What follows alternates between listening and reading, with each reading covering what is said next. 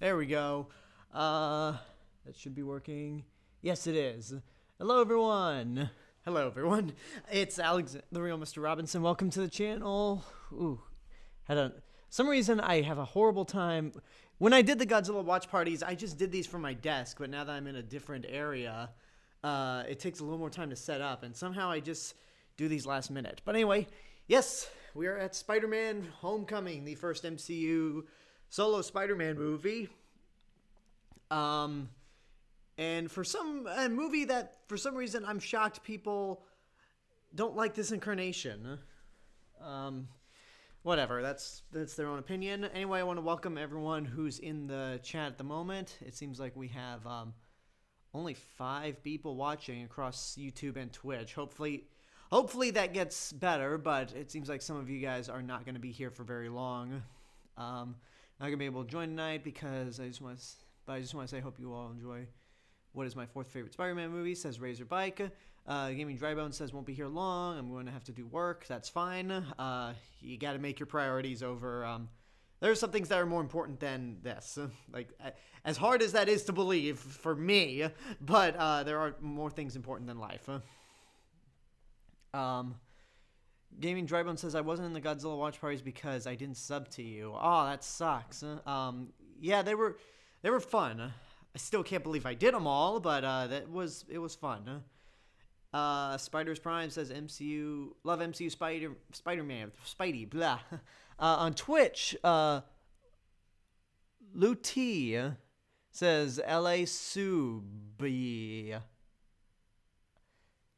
I'm not sure what that exactly means, but if you are still watching this on Twitch, welcome. Make sure you follow me on Twitch. Also, I should mention again. Okay, just move all this stuff out of the way. Want to go through this right now. If you're watching me on YouTube, but you do not follow me on Twitch, that is twitch.tv/RealMrRobinson. I stream every Sunday, Tuesday, Thursday, and Saturday. On the weekends, it's mostly dedicated to games. Well, not mostly. It's always dedicated to video games. On Tuesday and Thursday, as of now, it's dedicated to the MCU watch parties, and soon the Star Wars and Harry Potter watch parties. Once those are done, I don't know what's going to happen. Might have to do more game stuff on Twitch on the weekdays. Anyway, if you are watching me on Twitch, but you do not subscribe to me on YouTube, that is youtube.com/TheRealMrRobinson. That is my main hub of entertainment, movie reviews, TV show reviews, not as frequent because my main area of expertise is movie reviews and occasional theme park stuff, which the way things are starting to get back to normal, fingers crossed I can do some stuff at least by the end of this year in terms of theme park related videos. And we got a cat coming up here. And if you like what I'm doing on either YouTube or Twitch, and you want to help support financially, you can go to patreon.com/TheRealMrRobinson. If you pledge a certain amount of money. Oh, you stink. Go away. You pledge a certain amount of money, you can get exclusive bonus content. But if you can't support the channel financially, that's totally fine. Subscribing to me on YouTube and following me on Twitch is good enough. Also want to give a special shout out to someone I'm familiar with, future filmmaker 394802127. I hope that's not a phone number. Who followed me on Twitch 2 days ago. Thank you for the follow on Twitch. Definitely appreciate it. Daquan Tate says, why is this not on Disney Plus? Because this is technically a movie released by Sony. The movie.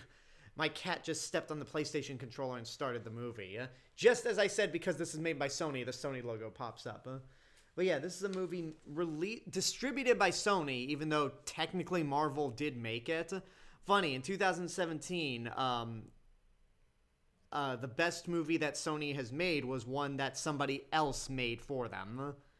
That's pure irony right there. And yeah, that was aside from Spider-Man and Jumanji, 2017 was a pretty creatively bankrupt year for Sony.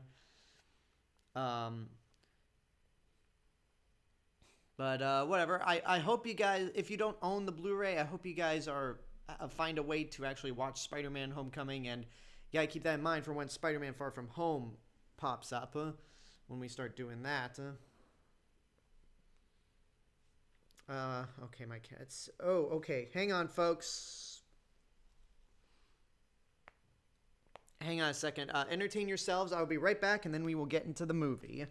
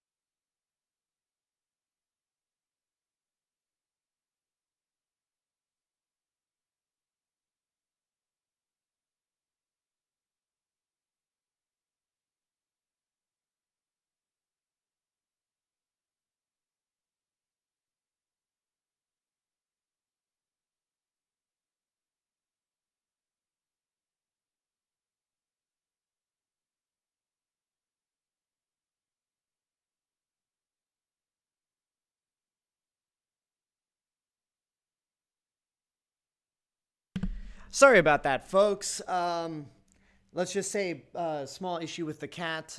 It's fine right now. We're all good here.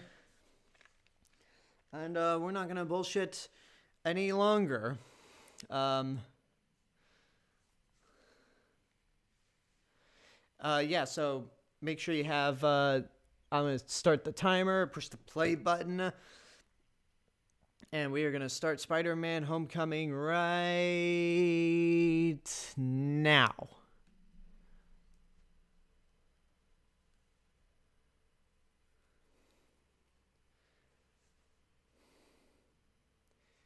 From the studio, who shows they could not understand Spider-Man.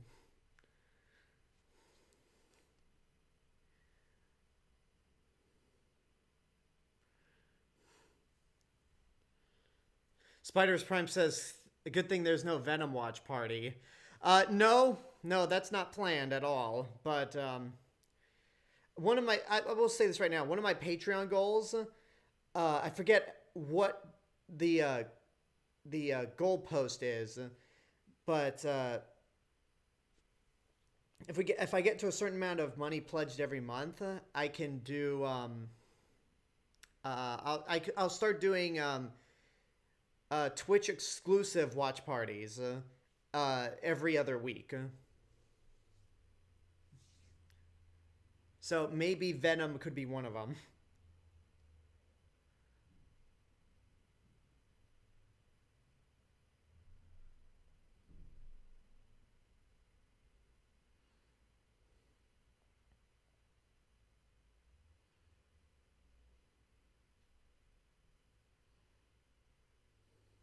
Oh yeah, all this looks familiar.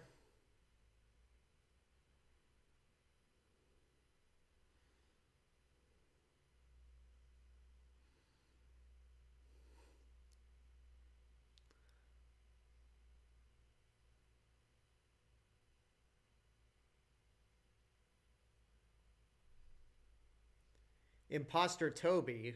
Who are you talking about, Turner Jenkins?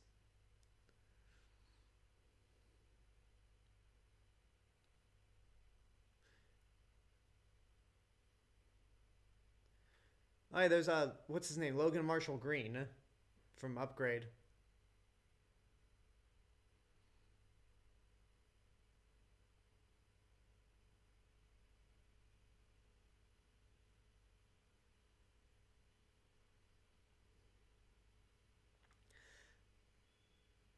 I do not have Clash of Clans.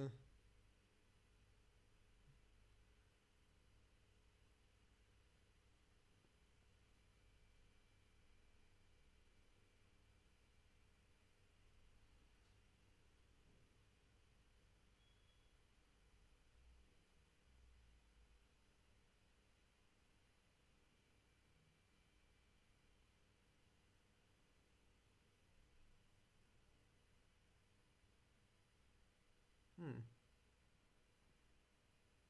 Man, I can't believe that Michael Keaton's gonna show up in Morpheus. Like, I don't, I don't know. It's like I have no idea what Sony wants to do um, with their own live action Spider-Man villain movies, but it's just ridiculous. I don't know what the whole plan is. And there goes Tony Stark once again creating another villain.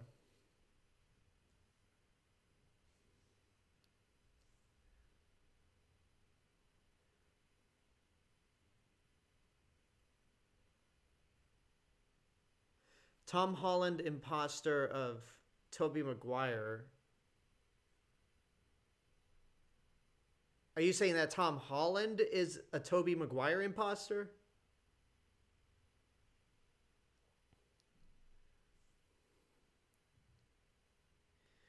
Yep, Turner Jenkins.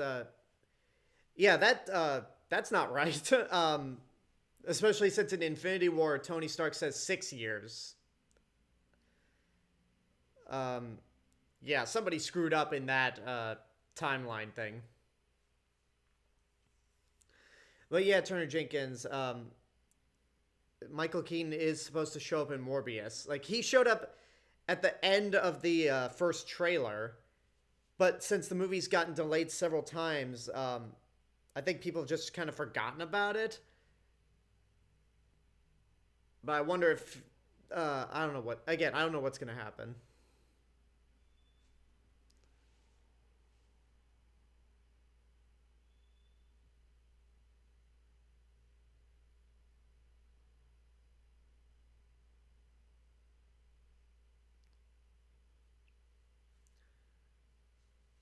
Oh, I hope y'all enjoy this orchestral version of the Spider-Man theme from Michael Giacchino, because this is the only time we'll ever hear it.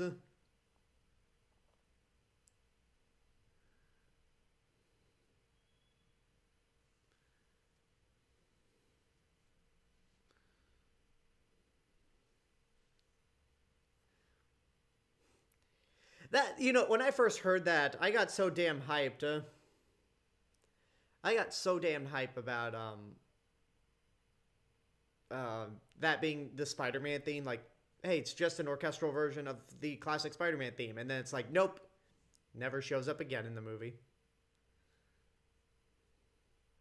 so happy they brought back Jon Favreau as Happy.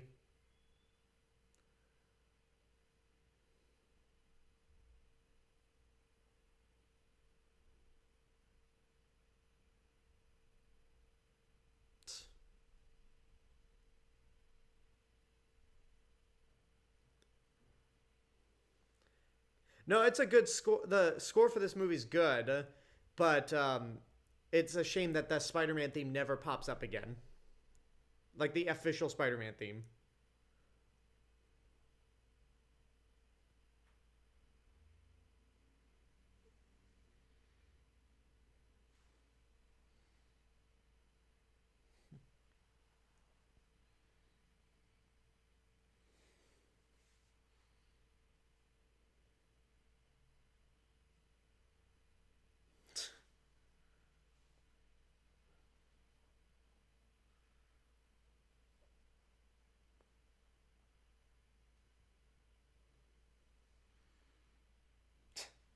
Happy has no tolerance in this movie whatsoever.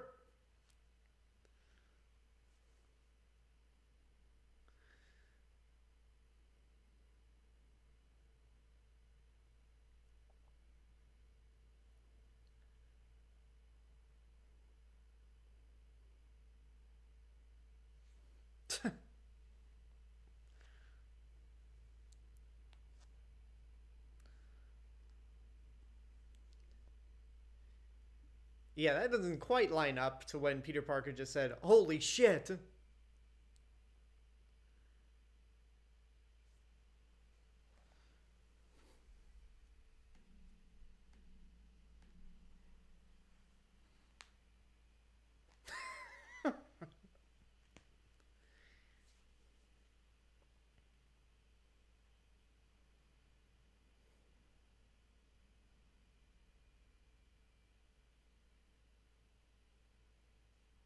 Yeah, that's not gonna be creepy at all.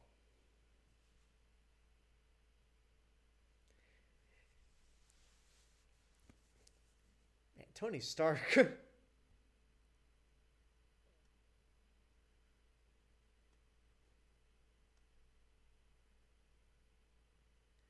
Okay, I never noticed that Tony Stark was wearing a cat shirt.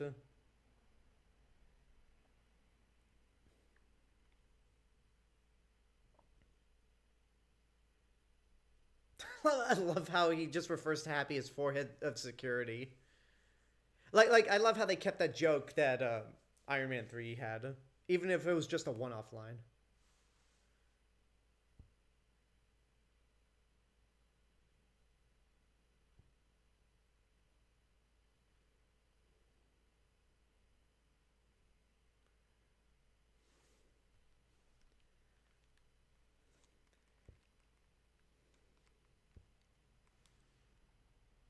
Wait.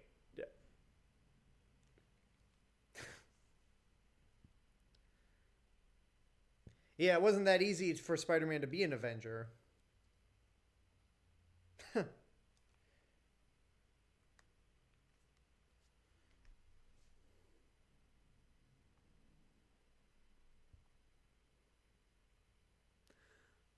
Hello, Elijah Brink. I don't think I've seen you in the chat before, but if this is your first time, welcome.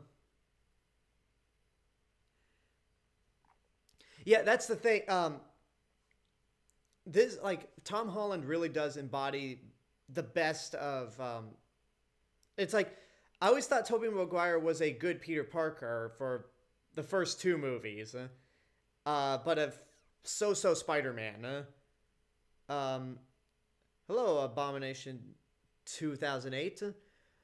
And then Andrew Garfield was a great Spider-Man, minus the terrible suit in the first movie, but a terrible Peter Parker. Like pretty much Andrew Garfield's Peter Parker was emo Peter Parker, but that's the entirety of his character.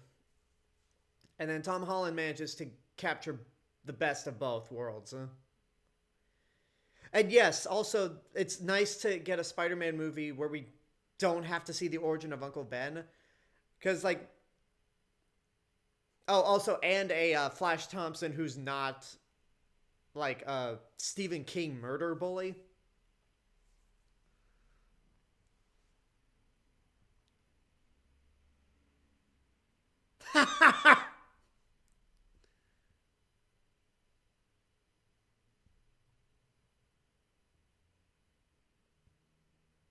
I do like how every kid you see, they look like, well, okay, maybe there's one guy that doesn't look like he belongs in high school, but most of everyone in this movie looks like they came from high school. Came from high school. It looks like they belong in high school. I'll say that.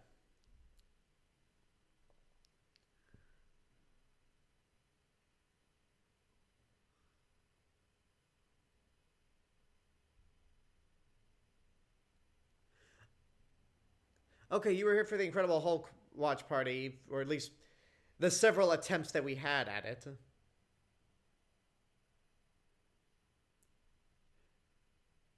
What's Ned's shirt? Like, what is that?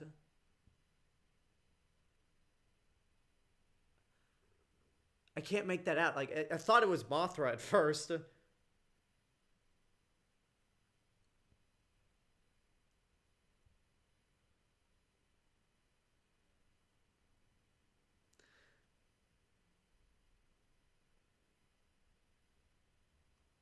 Um, oh yeah, what I was saying is because one of my most when Batman vs Superman came out, the second the credits started and they had to do Thomas and Martha Wayne getting shot again, I was like, not again! God damn it!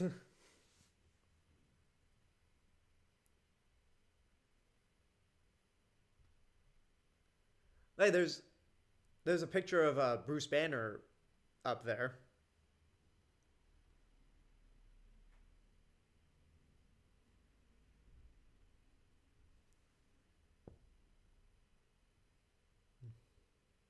Oh yeah, and also Peter Parker, unlike the Amazing Spider-Man, he designs his own web fluid instead of steals it. Because I'm pretty, if I remember correctly, I'm pretty sure he stole that web formula in Amazing Spider-Man.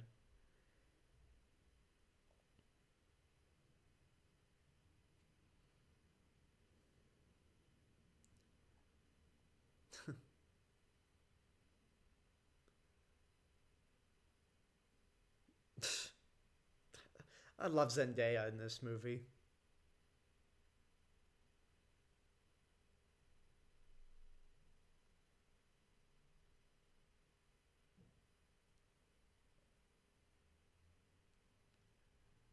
Yeah, that teacher right there. Um,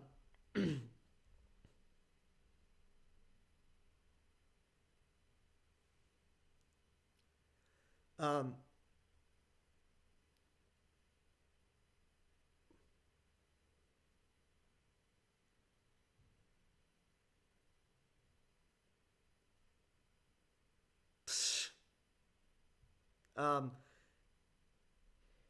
yeah, that there. I would like to think that that's the same character from the Incredible Hulk that saluted Bruce Banner with a pizza. I also love how, like you would expect from a New York school or New York high school, that it's incredibly diverse.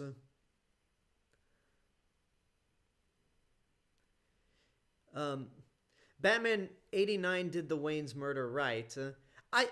Outside of the fact that it was the Joker who murdered his parents, they actually did a pretty good job with that. And to be honest, like, I didn't have a huge problem with, um,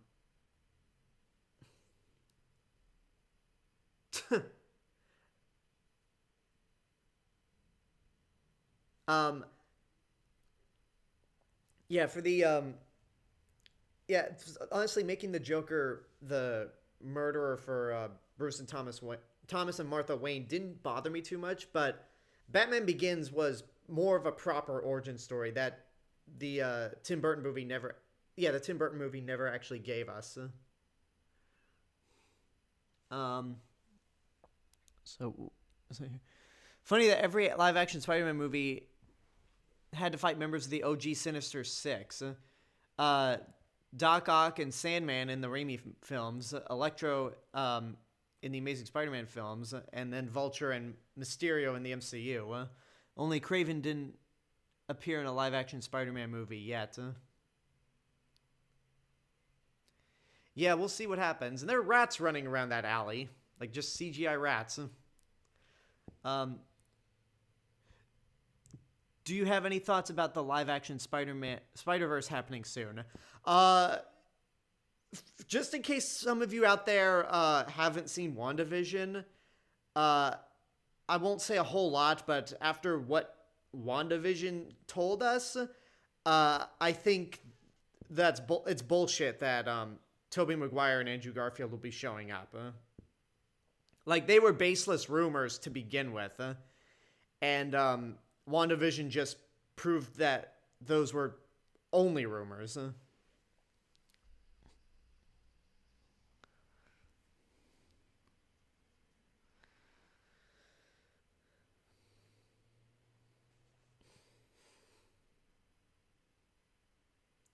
I honestly do love how small scale this movie is by comparison of all the other Spider-Man movies, because all the other Spider-Man movies, it painted it like it was like the big world-ending end-all be-all scenario.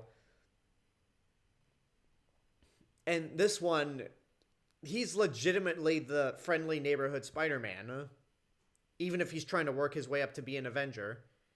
Like right there, just like stopping bike thieves, helping old people with directions, unsuccessfully trying to stop carjackings.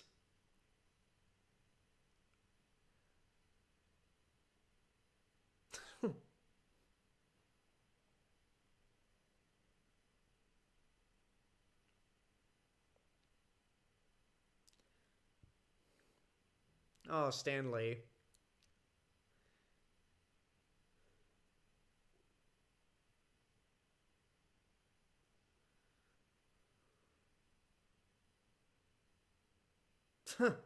One of my favorite gifs on the internet ever since Stan Lee passed away is that scene where Stan Lee is in the clouds looking down and saying, "Don't make me come down there, you punk." Um,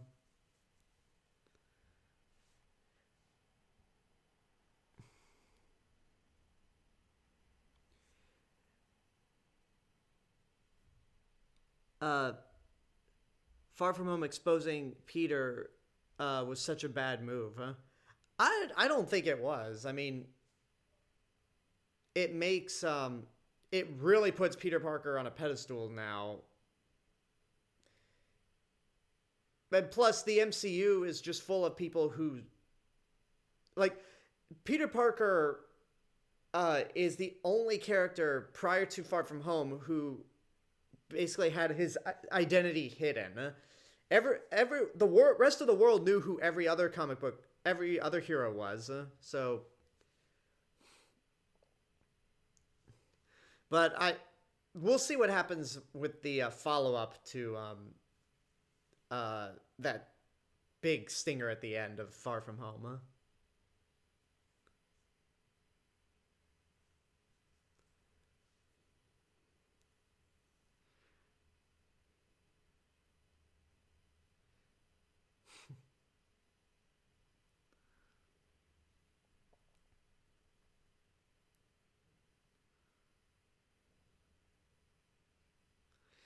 It's actually really fitting how Stan Lee pretty much like it is fitting how Stan Lee's final cameo uh, was in Avengers Endgame.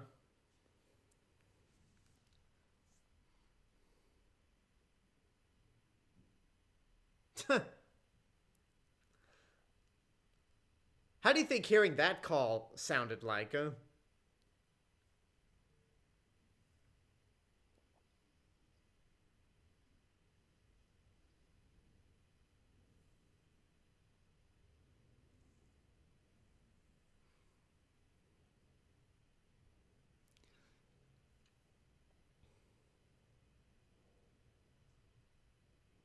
Oh, that's something that happened in the comics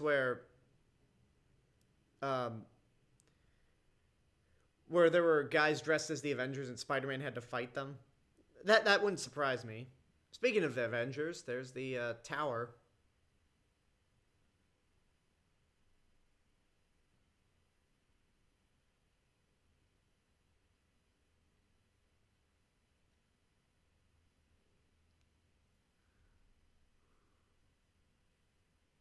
Um, Hang on.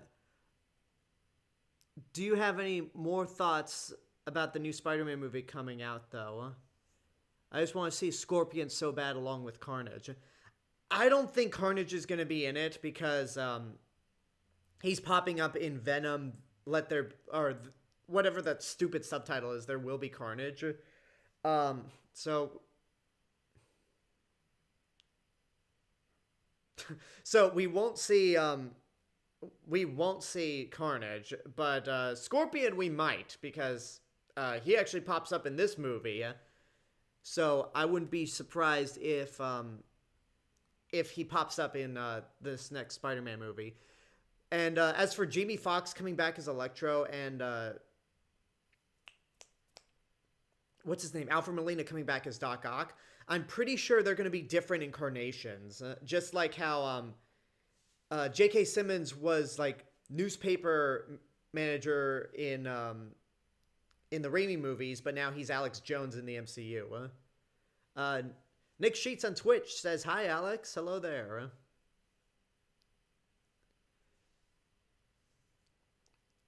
So, I mean, I don't have much. I honestly, I need to see a trailer before I have any more thoughts on what to expect from the movie, but I think it's going to be good. All that time. All that time.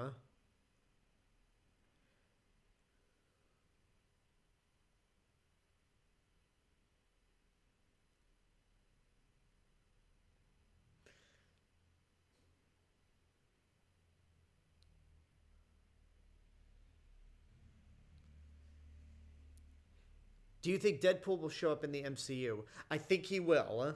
I think Kevin Feige even confirmed that like Deadpool 3 will be in the MCU and it's going to be rated R. But when that movie will come out, I don't know.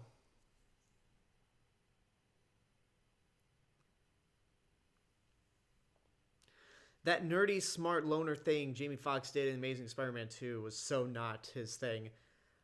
I agree, and that is like there are two cliches in comic book movies that I hate. One are the subway fights.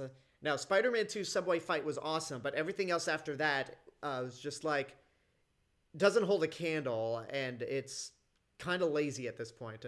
And two is the misfit character who's a social outcast but ends up being the villain. It didn't work in Batman and Robin. It kind of worked in Iron Man 3. Didn't work in Amazing Spider-Man 2. It really didn't work in Wonder Woman 1984 either. So that's one cliche that I hope doesn't happen anymore.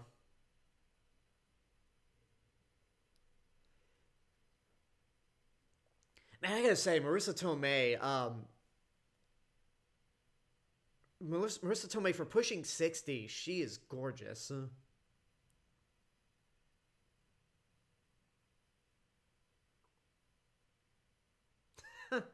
See, Aunt May can see through Tony Stark's bullshit. You know, there's something that people suggested.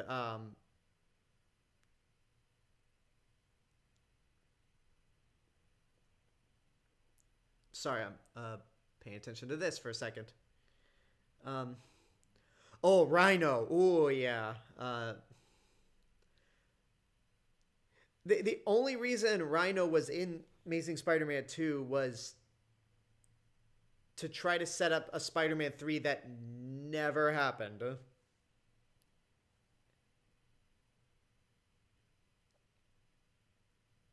And yeah, that movie never happened, thankfully. Anyway, as I was saying,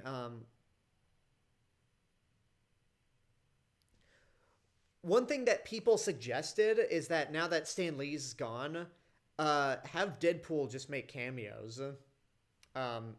Like you don't even have to bring in Ryan Reynolds outside of like voiceover work. Just put some random guy in a Deadpool costume and just have him pop up somewhere, or even just in the backgrounds. Or at least let's like that would be a good idea for a cameo when Deadpool 3 officially gets announced and gets underway.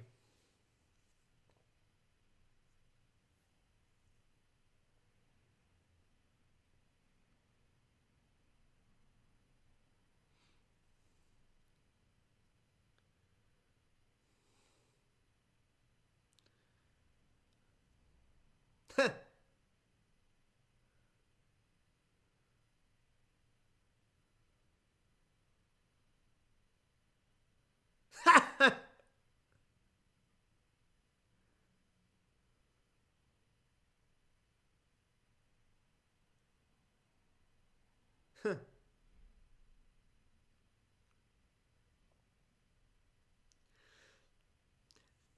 feel like the MCU really should have done more with this Aunt May. I don't. I mean, I'm not sure what more they could do with her.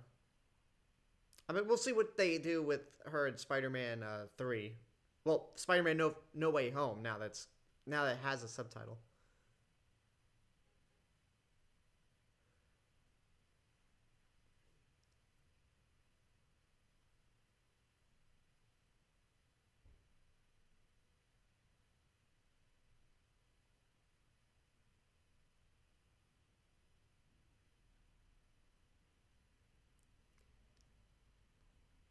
I will admit, one thing that I don't, I'm not gonna say I dislike, but kind of bum me out. Wow, way to go, Ned. Is that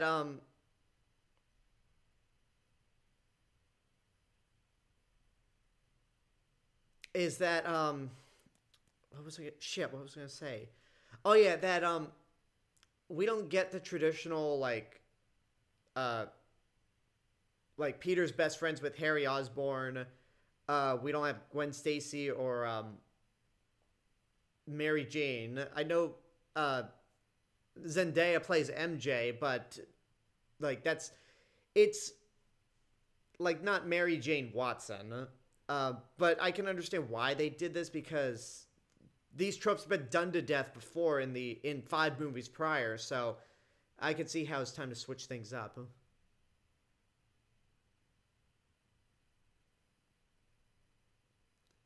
She has a crush on Spider-Man. There's a difference. Um, in Raimi's first Spider-Man, um, the lit. Hold on, I'm trying to catch up with all the comments.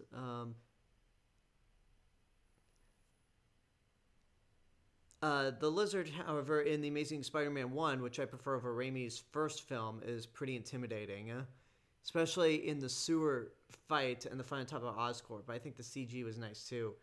Yeah, outside of the sewer bits, I don't really agree. I think the lizard looked pretty terrible actually. Like I didn't like the design of the lizard, and his plan was just kind of dumb.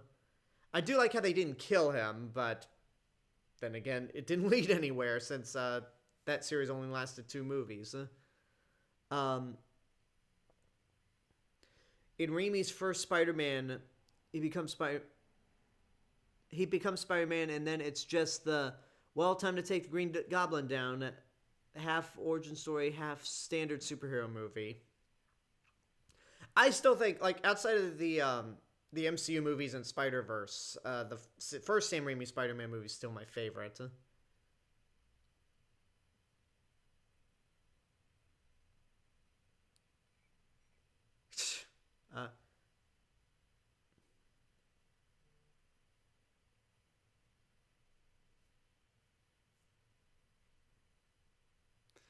Uh, it's funny to know there's more takes of Chris Evans in that costume doing more of these PSAs.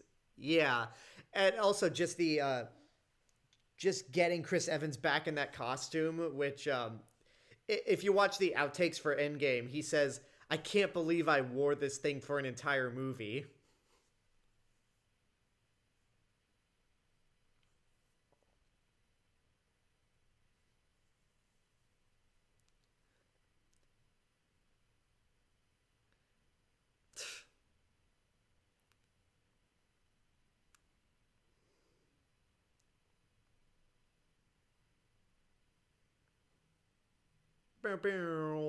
Uh, it was also refreshing to keep this Peter Parker in high school rather than shipping him off to college.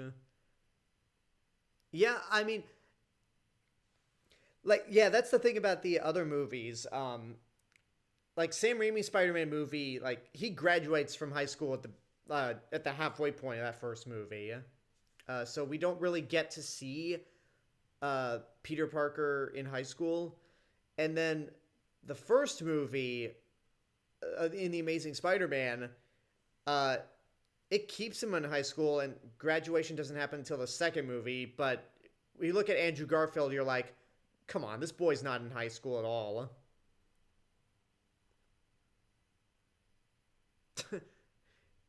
Yeah, it's like any video game, Peter Parker. You can't just attach your webs to nothing.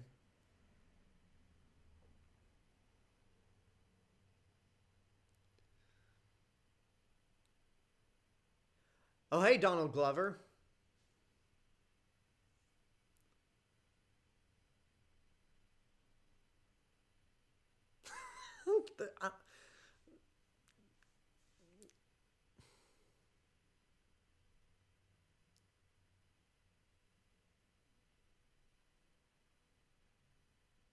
So let's see.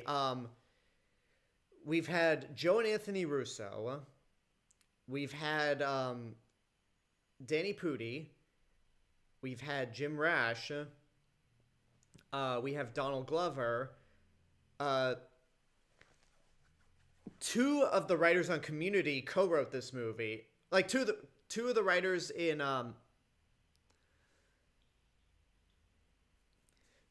two of the writers of this movie worked on Community. Um, and would also write the next Spider-Man movie in Ant-Man and the Wasp. Uh, Dan Harmon did Punch Up, or was a script doctor for Doctor Strange. And then Ken Jeong and Yvette Nicole Brown were in Endgame. So those are all the Community references that, or Community alumni that pop up in this series.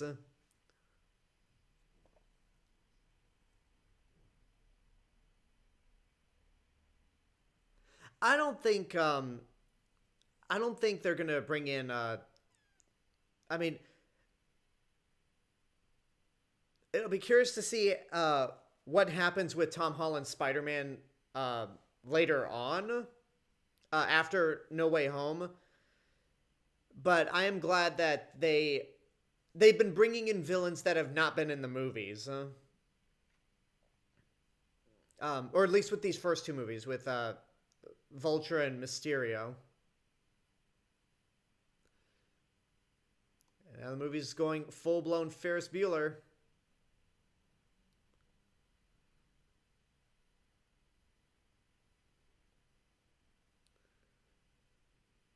Now this is pod racing.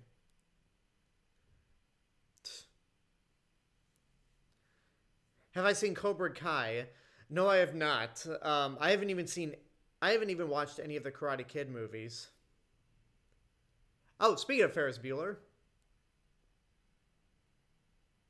great movie that I'm totally ripping off right now.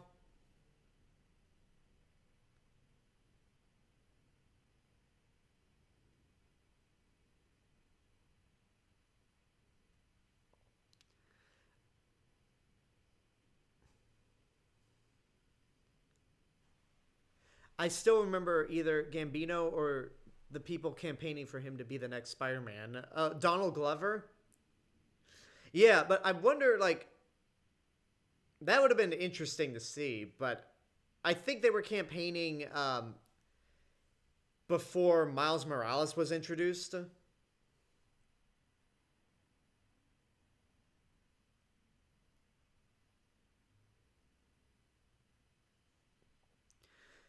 I mean, eventually he got his he voiced Miles Morales in Ultimate Spider-Man, as crappy as that show is.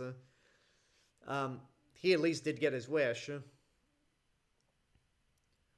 he popped up here. And then also in Community Season 2, there's a scene where Troy gets out of bed wearing a Spider-Man shirt, which, by the way, that clip can be seen in Uncle Aaron's apartment in Spider-Man Into the Spider-Verse.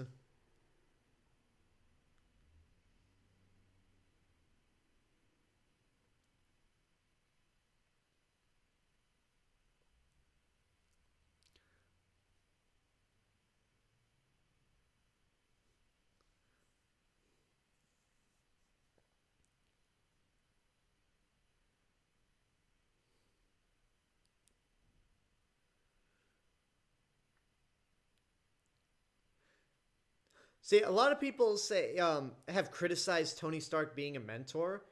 He doesn't really mentor Peter Parker when you think about it. Like, he provided the suit, sure, but he just let Peter Parker do his own thing from there on out. And he only really pops up in this movie when Peter Parker is in trouble.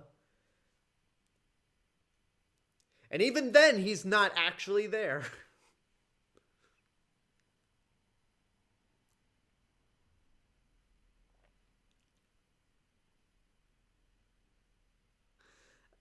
Uh, Elijah Brink said, I watched a video about past Hulk projects before 2003, and there's one about Hulk fighting convicts mutated into giant insects in the same experiment that created Hulk alongside the leader.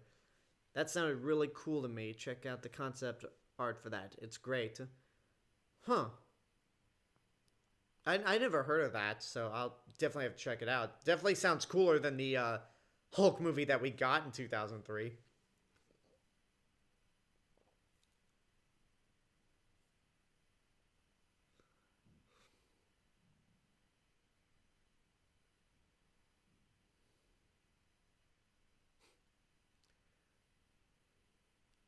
Yeah, I was before this movie came out. I actually was so worried that a chunk of this movie was going to be the Spider-Man Iron Man show, but yeah, I'm grateful that Tony Stark is in the movie enough and never actually mentors Peter Parker.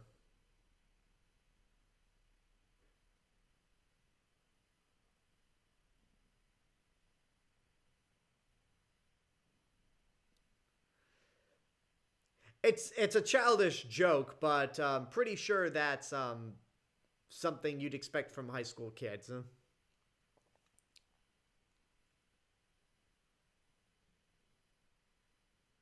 So Tony's partying while his friends are on the run. Um,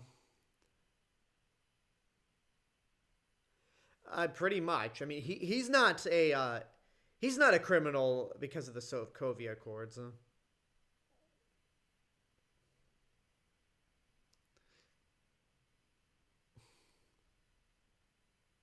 So if you listen really closely to the Vulture's wings, you can hear the engine sounds of the Naboo starfighter from Phantom Menace.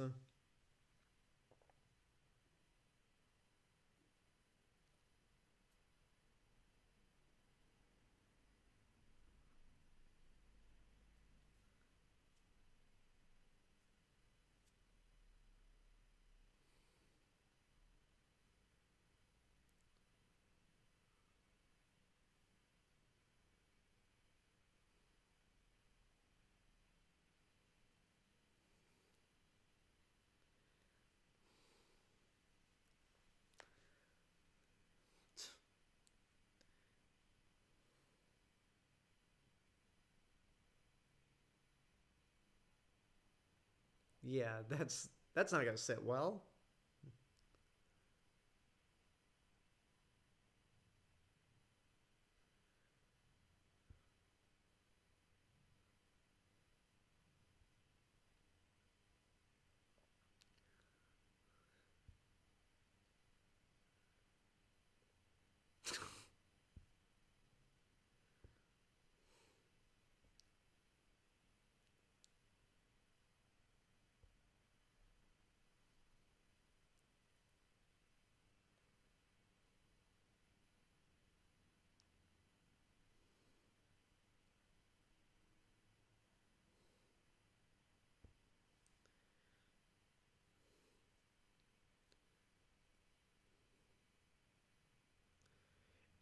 Logan Marshall Green in this movie is such a prick.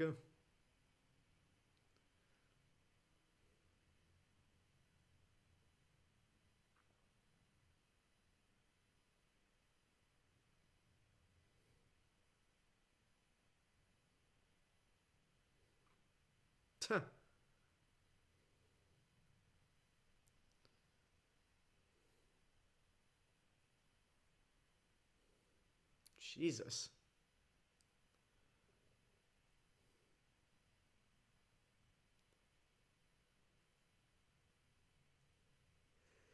See, I love this movie, but I feel like that moment, like, it would have been better to cut that line out.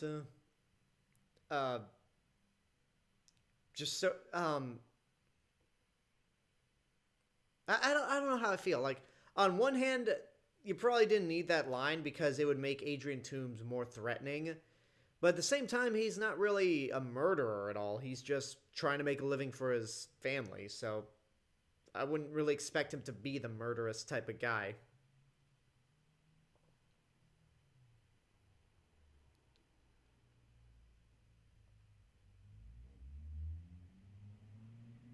Boom! Spider Supreme says, sad that the Shocker didn't wear a mask like in the comics. Yeah, the Shocker is kind of a low level villain. Like, the Shocker in this movie is pretty much the Scarecrow in maybe less in Batman Begins.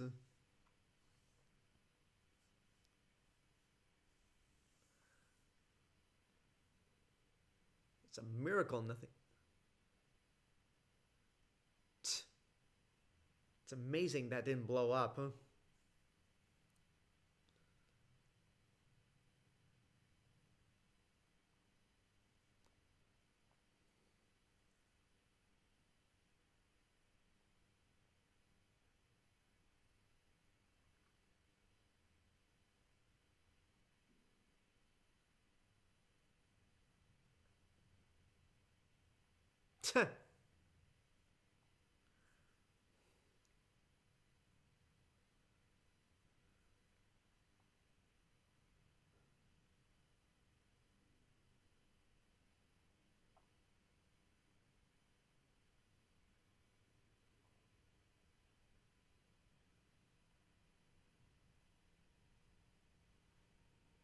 Ned, I got this. I'm Spider-Man, remember?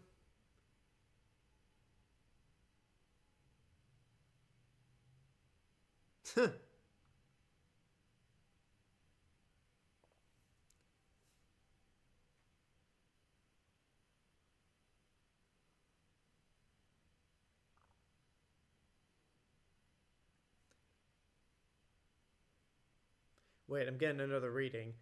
That kid there.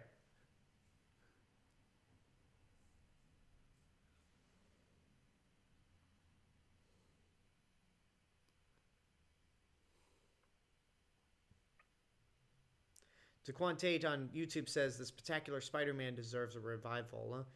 Yes, and I'm saying that as somebody who has not seen the series still. Huh? I have the Blu-ray. I need to get around to watching it at some point, but yeah, I just need to get around to it.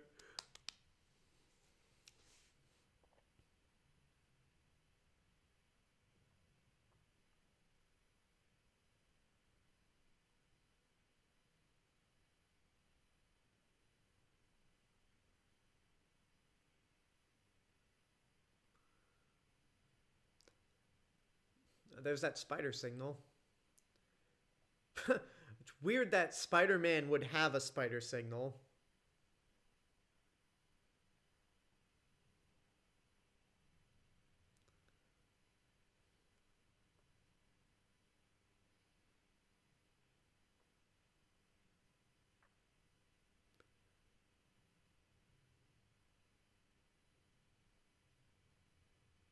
Oh, that X-wing. Um,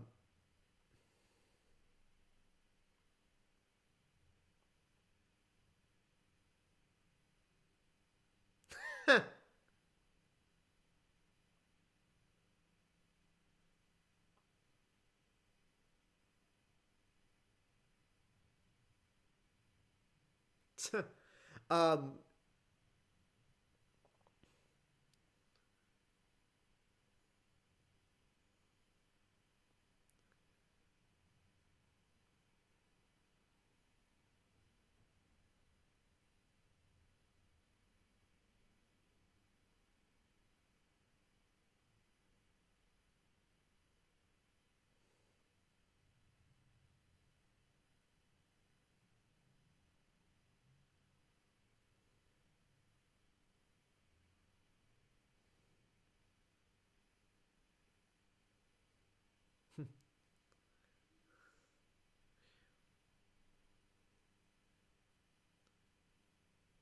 Yeah, it's no big deal. Yeah, and there's something about Happy Hogan in this movie where he's just kind of ignorant, um, and sometimes unlikable.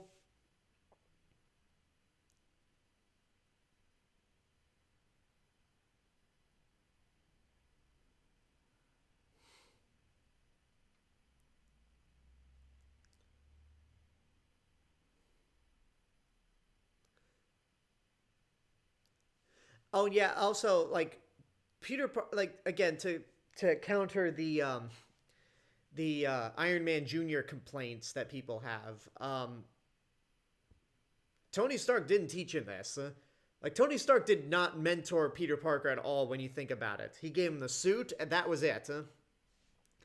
Because Peter Parker built his own web fluids. He knows how to use the suit. He knows how to hack the suit, proving that he is a scientific genius. So, really, there's just a whole lot of complaints about how he's Iron Man Jr. that do not hold water.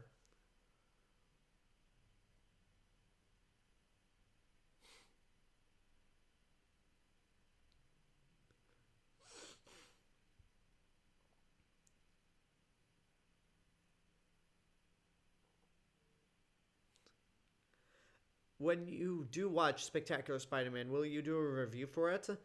Uh, I'd like to, yeah. If there's enough demand for it, I should get around to doing it. It's probably not going to be this year because I have so much going on. But I would definitely like to review that. That and Godzilla the series.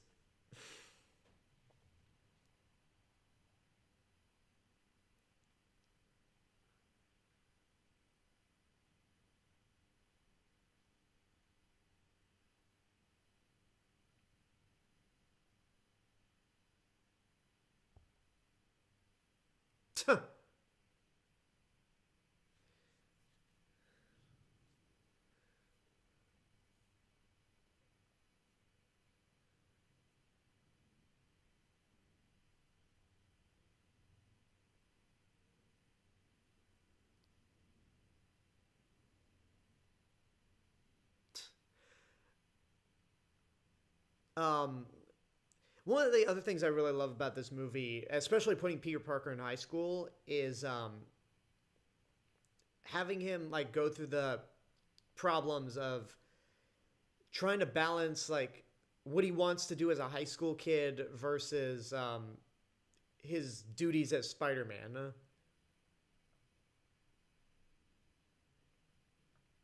And it's what I mean. Granted, nobody that I know of swings around webs and fights crime. I certainly don't do that. But just the idea of the idea of trying to balance one of your careers with a social life is very relatable.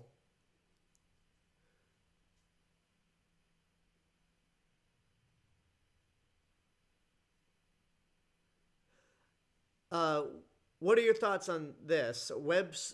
Organic web shoots out of his wrist or builds and uses web shoot. I'm reading this as it is, but basically you're asking organic web shooters or mechanical web shooters. I'm fine with either.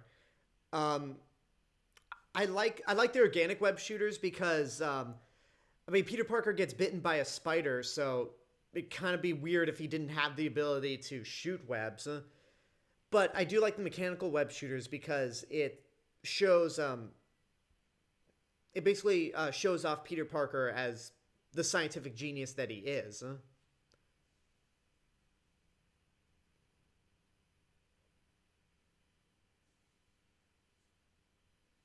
Oh, they mentioned the Triskelions, so they're gonna raid where Shield fell.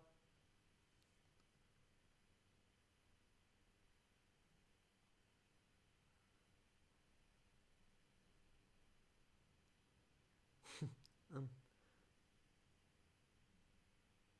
Ouch. All right, you have a good night, Turner Jenkins. Oh, and also, for those of you that don't know, Jennifer Connelly is voicing.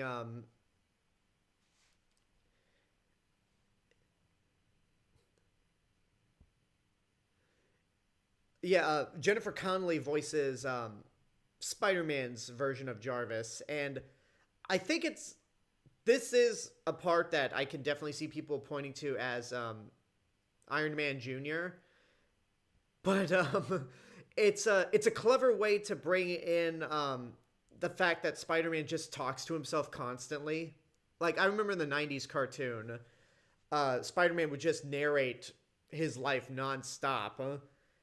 So this is a nice way to kind of address that aspect without it being too weird. Oh, and also Jennifer Connelly is married to Paul Bettany, who is the Vision.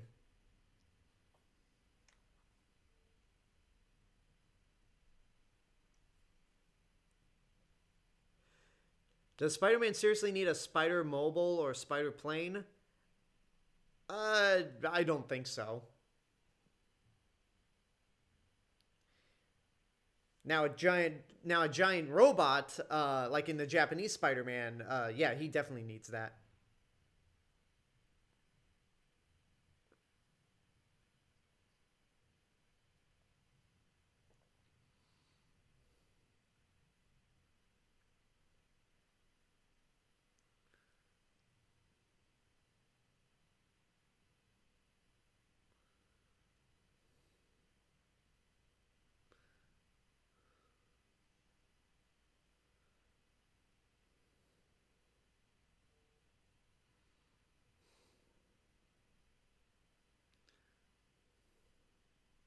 It's so funny that Amazing Spider-Man 2 teased Vulture. He never popped up in that series, but he'd pop up in the next movie. Yeah, he'd pop up in the first MCU Spider-Man, which would be the next movie. And he'd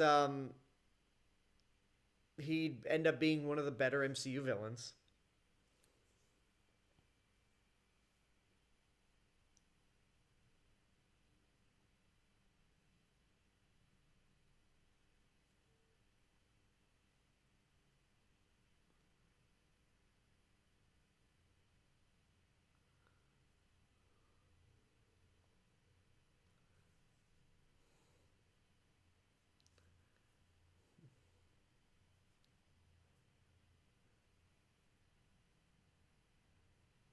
All right, see you around, Elijah Brink, and do good on that algebra homework because that is a subject that I am not the best in. That and geometry. Hopefully, you can pop up Thursday for Ant-Man and the Wasp.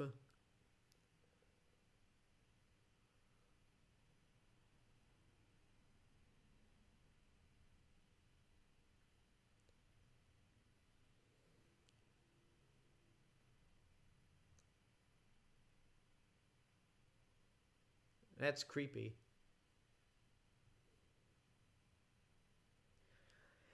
Yeah, that name certainly hasn't held up well this past year.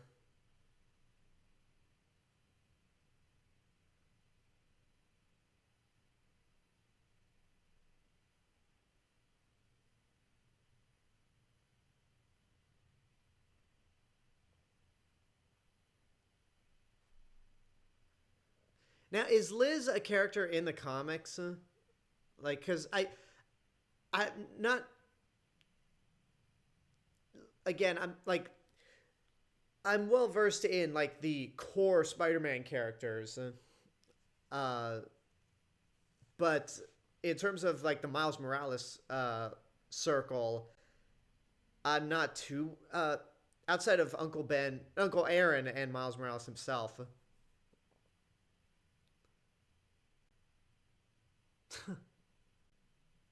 Um, okay, Liz is a character in the comics. Is she like all the like Liz and Ned? Are they There's an Ultron head.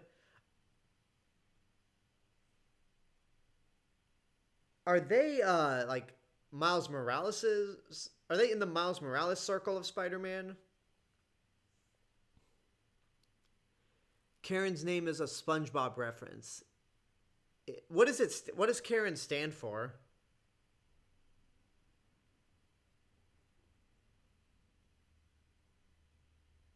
Yes, Liz is in the books, and she's very huge in the Spectacular Spider-Man series. Is she? Okay. Okay, interesting. Oh, so she is associated with the she's in the Peter Parker circle. Okay.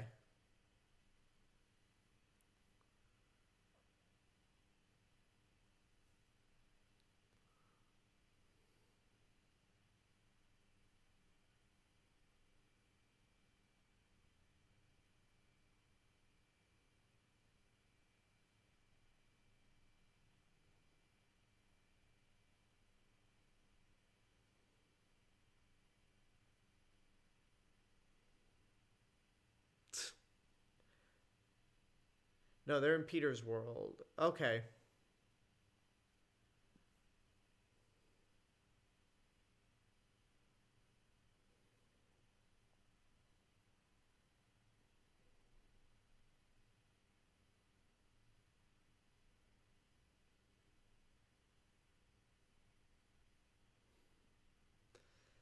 The one that seemed to put the least amount of effort into the event gets wins the day.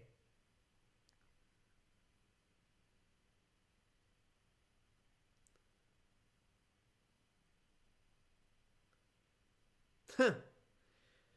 Yeah, that's the sad history of our country.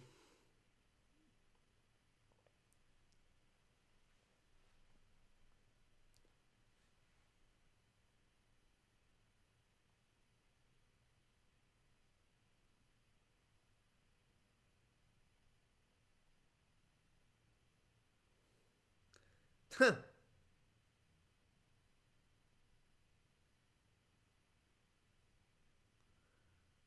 On your left.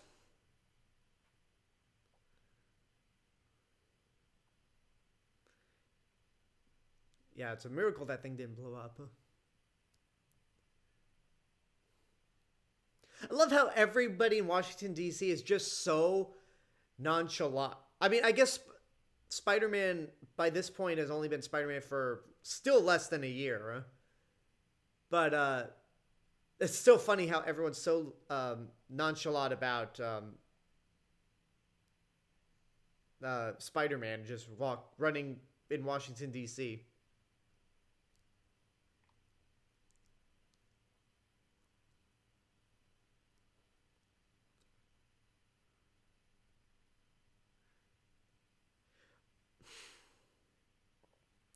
I wonder if MJ knew that Peter Parker was Spider-Man this soon.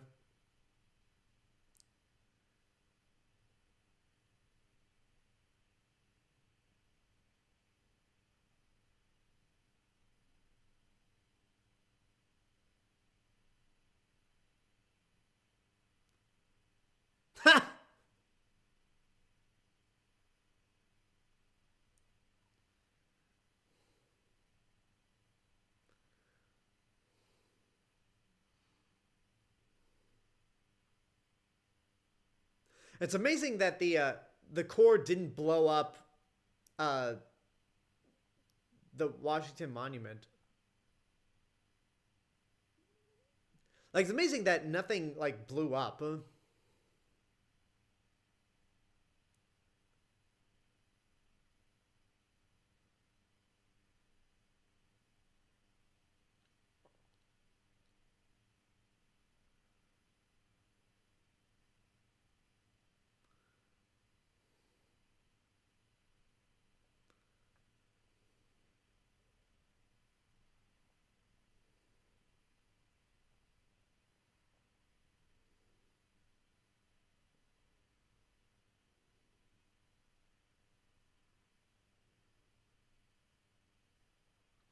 Ooh, that is high up.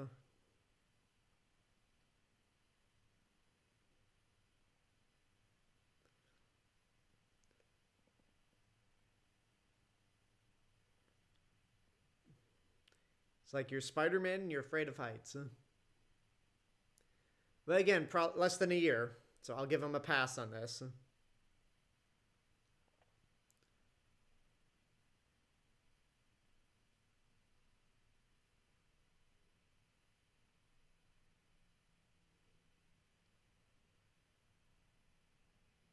What if I'm trying to see if the Triskelion wreckage is still there.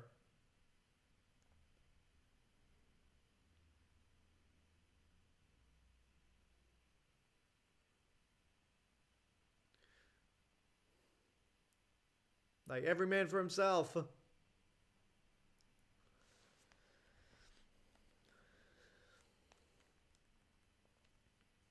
No, we said return to the ground.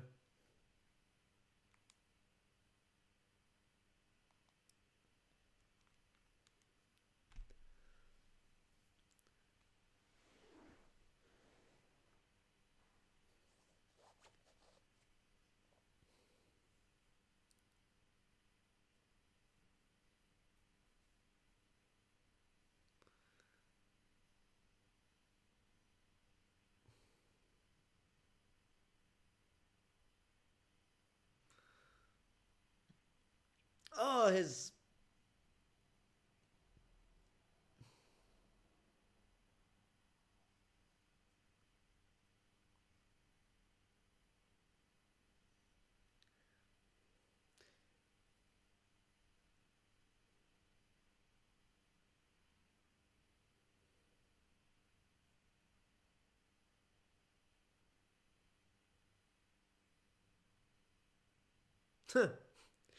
You know, there had to have been a... I'm surprised Ned just didn't go, sorry, Peter. Oh, shit.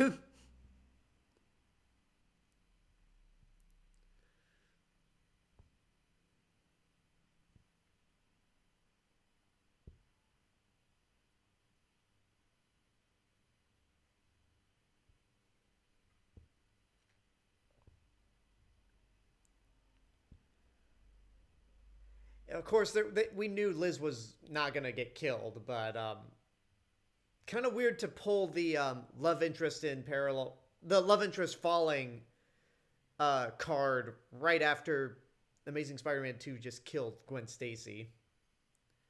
And there he goes.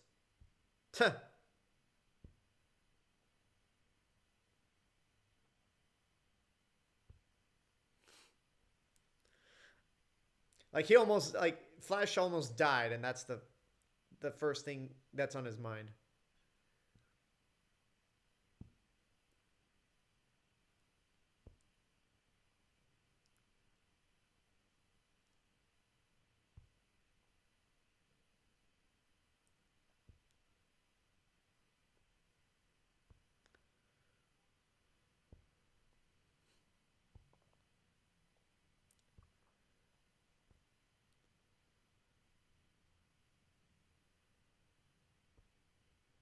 Well, I mean, everyone in Avengers Towers moved out, so...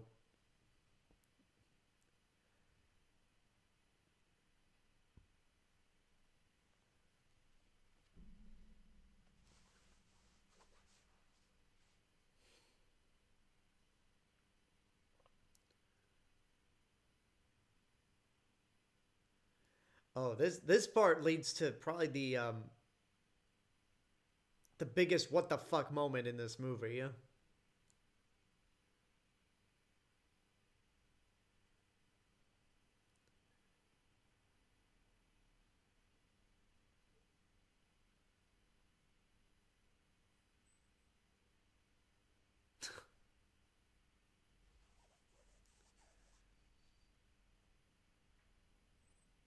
Again.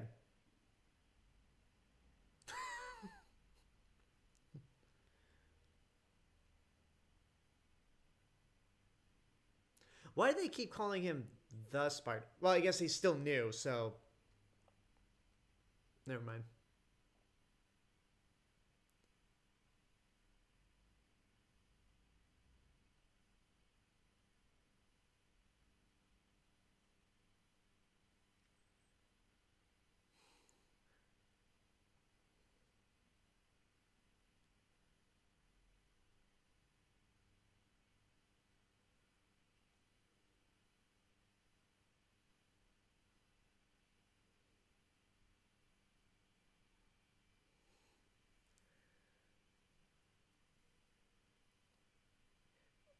But they're already upstate.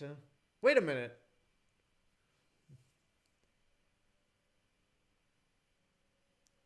I love this gif as well.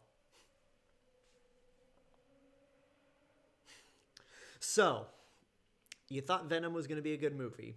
I almost said Justice League, but I'll hold my tongue. I'm going to hold my tongue until we actually see the movie.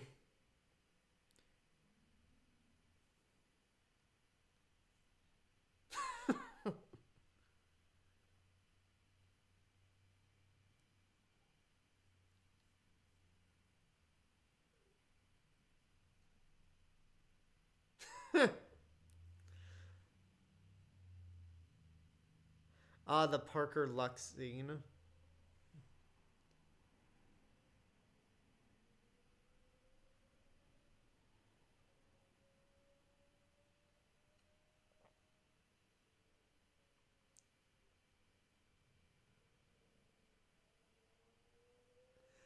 I had that X-Wing toy as a kid. That X-Wing hanging on Peter's desk. I had that.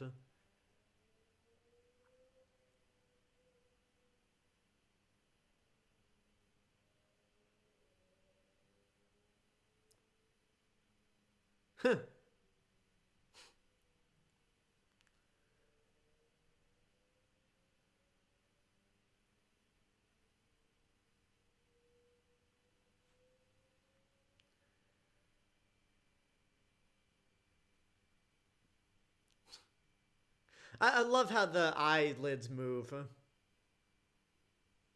It just like it's a cheat in the comics where it helps give Spider-Man more personality. So I like how they made the eyelids in this incarnation move to give him personality.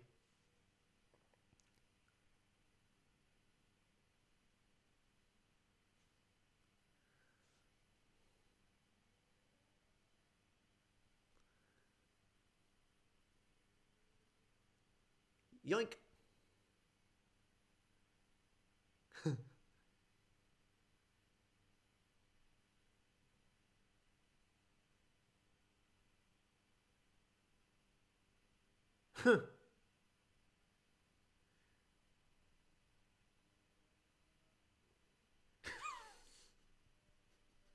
Come on, man.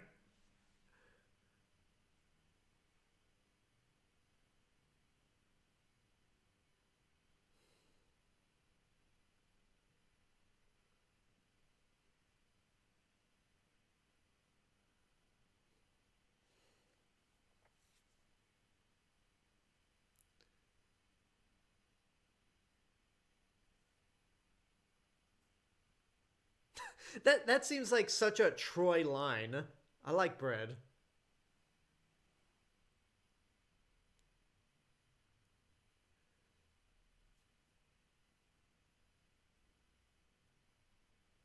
Wink, wink.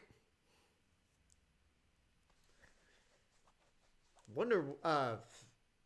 Eventually they'll have to bring in Miles Morales into the MCU. Either at the same time as what's his name, as Tom Holland, or maybe after Tom Holland's retired from Spider-Man.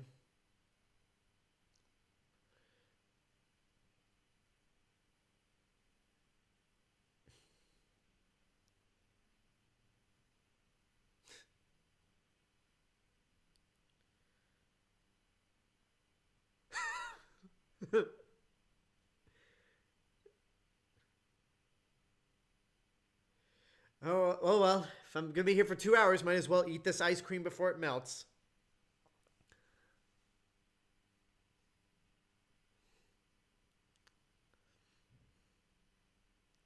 Yeah, Donald Glover definitely is more chill nowadays.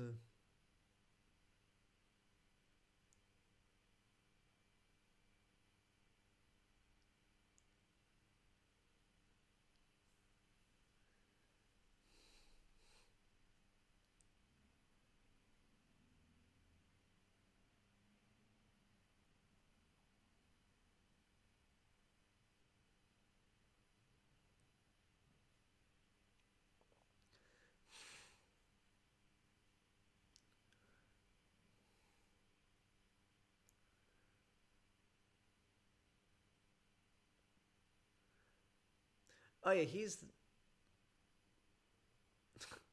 yeah, that guy's because the scorpion tattoo, and he's also in Better Call Saul.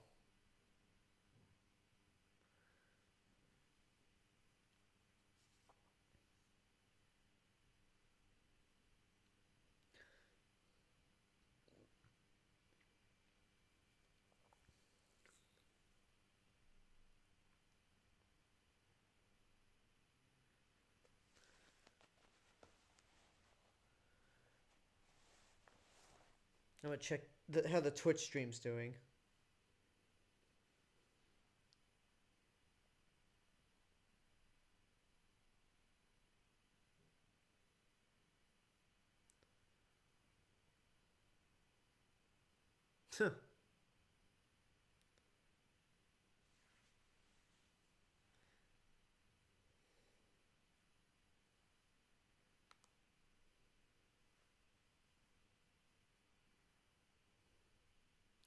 Yeah, Peter Parker's in trouble again.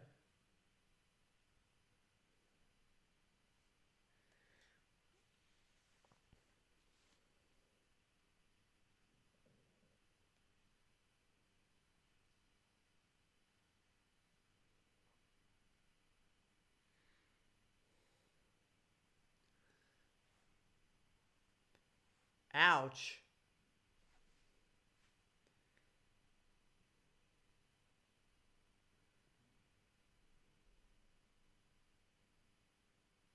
But rude. Oh yeah, Twitch. Let's see how the Twitch side of this is doing.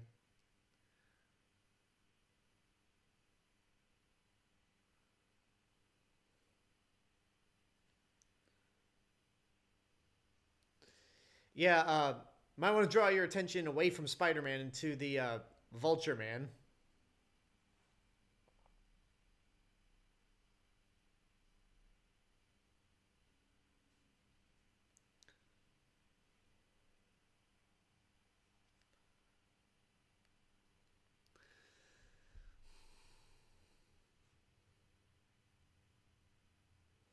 Oh, my headphones acted up a bit. Don't cut me off when I'm complimenting you. Yeah, that's a line. That is a line that should be used more, William Clark.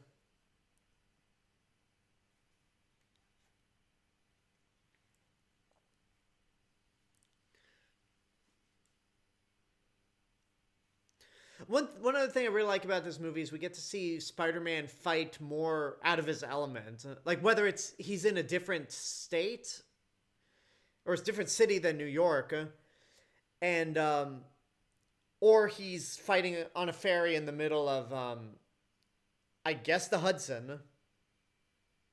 Um, Nick Sheets on Twitch says I was gone for a while because I have a class going on, but I did keep the stream open the whole time. Awesome. Hope the class went well, man.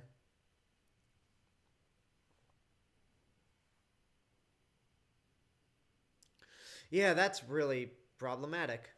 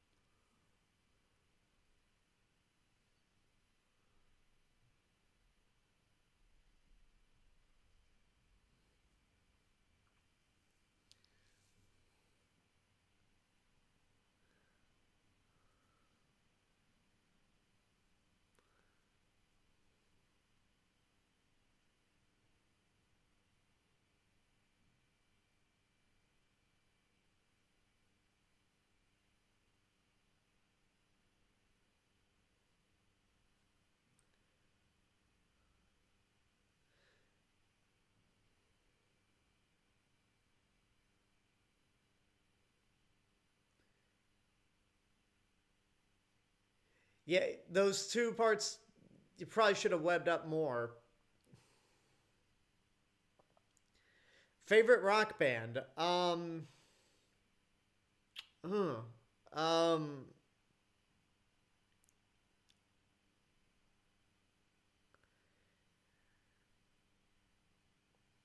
I guess I don't know. It's like between I like Guns N' Roses, so that might be my favorite. I don't really pay attention to new music, so it would be between Guns N' Roses, AC/DC, U2, Green Day.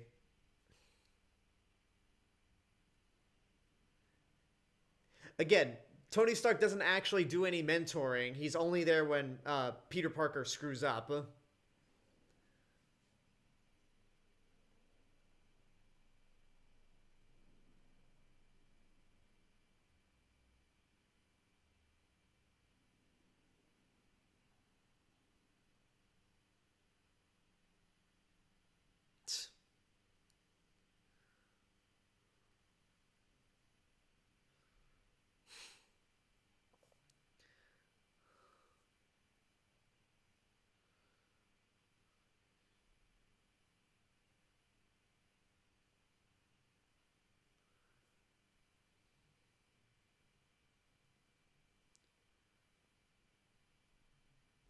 I do kind of wish, like, because it seems like there's a certain theme that Michael Giacchino makes for Tony Stark or Iron Man.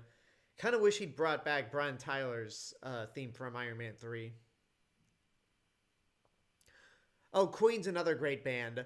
Linkin Park, there's something about them that just seems too emo for me. They have some good songs, but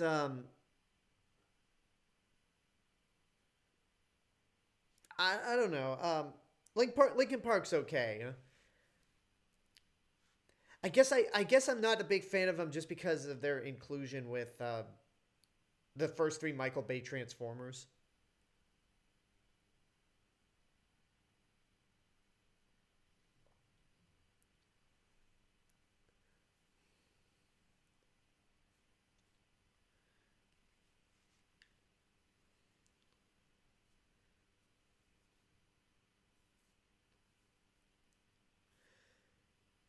Something's been going down.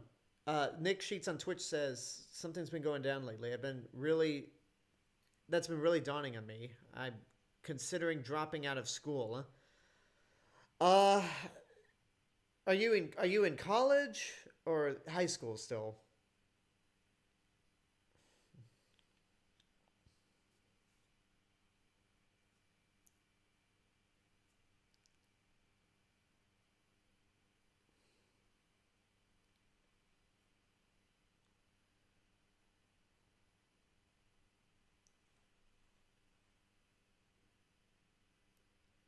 Oh, that line is gonna haunt him later on in college. If you were still in high school, I would say don't do that. Do not drop out of high school. But college, I can understand the reason why you'd want to, just based on I don't know what the situation you're in right now is, but if it's financial issues or worrying about student debt, um, I can kind of understand why you'd come to that decision because it's stupid that we have to pay student debt. Huh? Um, I mean, there's some benefits to college, but I would just say go with your gut. If you feel like it's the best thing for you to do with what you want to do in life, then it's your call.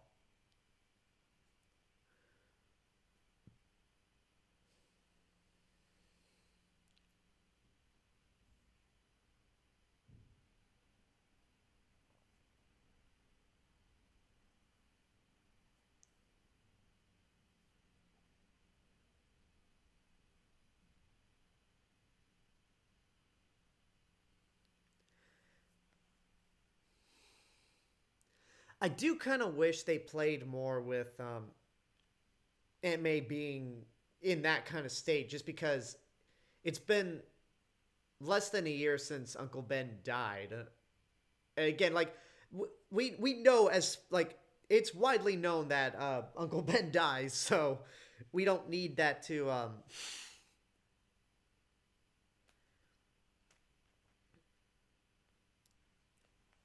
we don't need the we don't need to know the backstory behind that.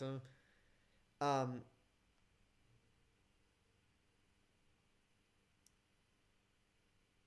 I don't know. It would have been more interesting to see Aunt May as more of a nervous wreck, especially like more when she realizes that Peter Parker's Spider-Man. And maybe she was, because I've only seen Homecoming once, but I remember she was pretty cool with uh, him being Spider-Man. It's not the financial end; it's the academic end. Uh, Again, I don't know you personally, so I can't really say what you should do. But whatever your decision is, if you feel like it's the right decision, then that's up to you.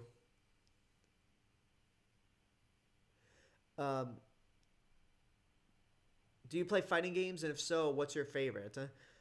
Super Smash Brothers is my favorite. I don't play I'm more of a casual player when it comes to fighting games, especially with something like Street Fighter or Mortal Kombat, because the people that play competitively in any fighting game, but specifically Mortal Kombat and Street Fighter, good God, those people are nuts. As in, like, they're pros, and I would get my ass kicked instantly. But I prefer Super Smash Brothers just because it's the most simple.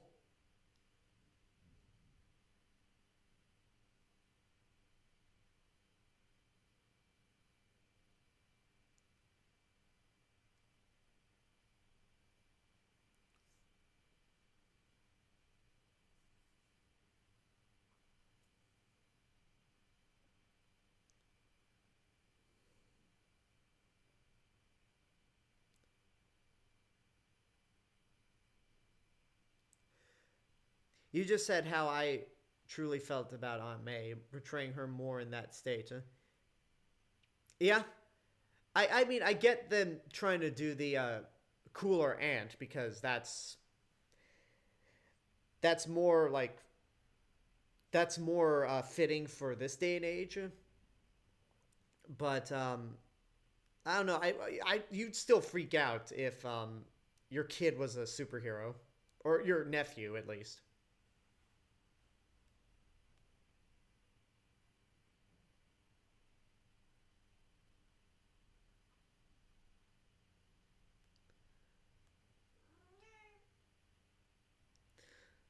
Oh, someone's roaming around again. How old is Marisa Tomei?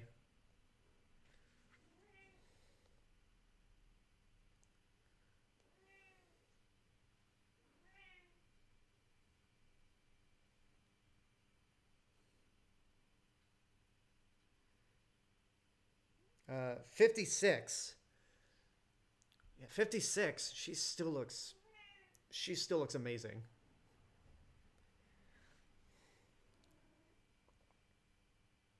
Oh man, this scene, huh?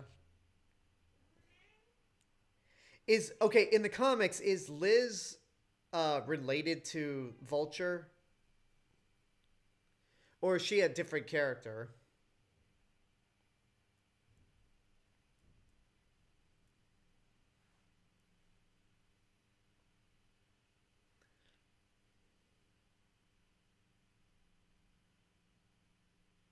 Oh, oh man.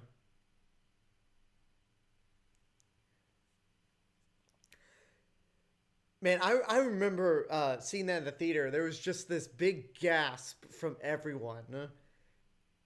And I know this was more lighthearted than most of the other. I know this is one of the more lighthearted MCU movies, but in the back of my mind, I thought, man, he's either murdered this. He's got to be lying. Like either he murdered Liz, or he's got her and her mom held captive. Liz isn't related to Alan Toombs. That's his. Is that his name in the comics?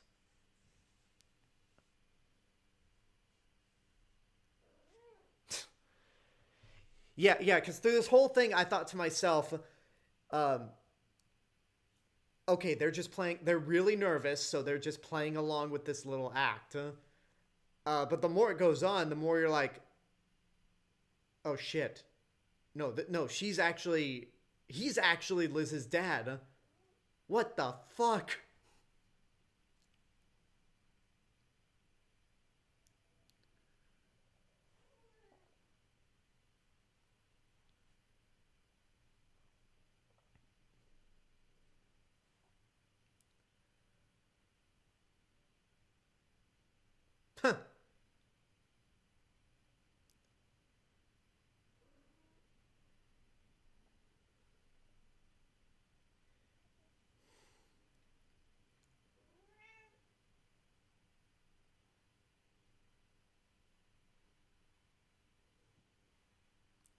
Oh yeah, the car ride, the scene coming up with the car ride is so nuts as well in terms of just tension. Because it's like you could tell like he's putting the pieces together, and you're just worried for Peter Parker's life. Like, get out of there, man. Like it's like it's bad enough. It's it's bad enough with the whole like it's a good thing you're not on the disapproving dad side, but you're in trouble. Okay, Adrian Toombs. Gotcha.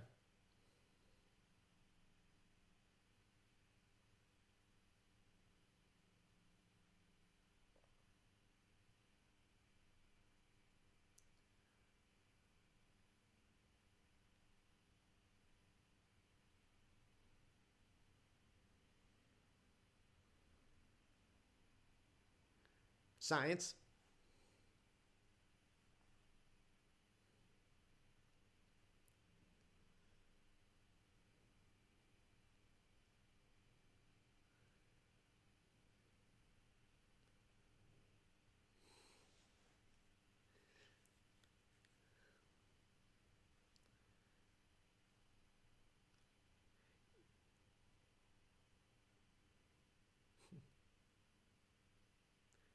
It is crazy how intense this scene gets.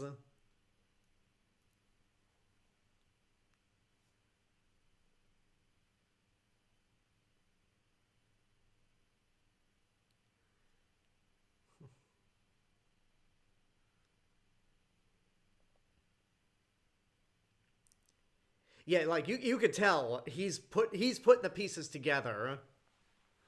Um, um, this scene had Keaton at his scariest and best. Yeah, I'm so glad that Michael Keaton has started to get more work. Like between this Birdman, Spotlight. Um, yeah, yeah, Michael Keaton's awesome, and not just because he's my uh, my favorite incarnate live action version of Batman. Who are your favorite YouTubers?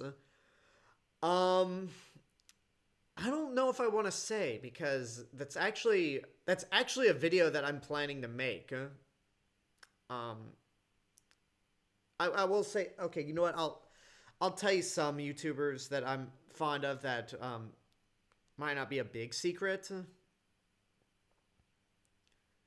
Let's pull up the notes. Okay, yeah, because I there's some YouTubers that like I'm planning to make some videos of my favorite YouTubers. Um, I'll tell you, I really like Hello Greedo from Hello Greedo because in a world of shitty Star Wars YouTubers, shitty as in just horrible people. It's funny that the one of the most sane people would be a guy in a stormtrooper outfit or with a stormtrooper helmet.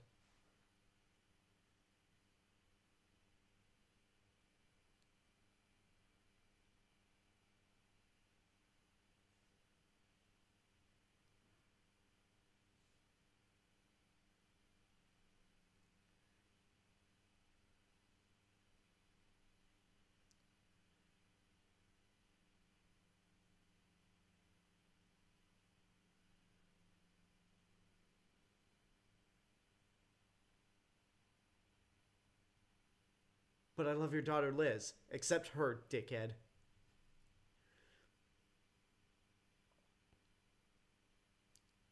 See, William Clark, I was actually under the impression that Eddie Redmayne definitely deserved that Oscar win. Because, I mean, I haven't seen... I love The Theory of Everything probably more than a lot of people do.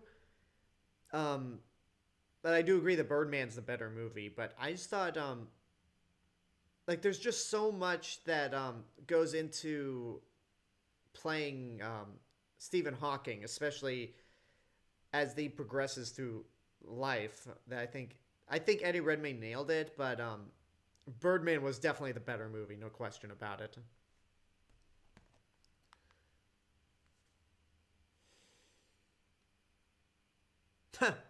Yeah, I never attended.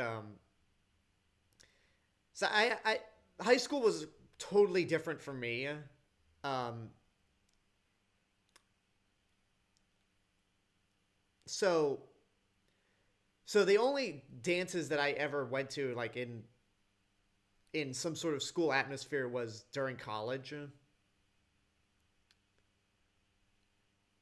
So I never did homecoming. I never did prom. So this is something that's completely unknown territory to me. Um, well, yeah, I like Hello Greedo. I like Cinema Wins. Let me repeat that: Cinema Wins, not Cinema Sins.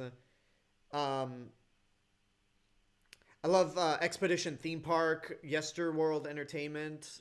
Um, those are some of my favorite YouTubers out there. But I'm planning to do some more. I'm planning to do some a video or two about my favorite YouTubers. I have not played the Dynasty Warrior games. Those sound familiar though.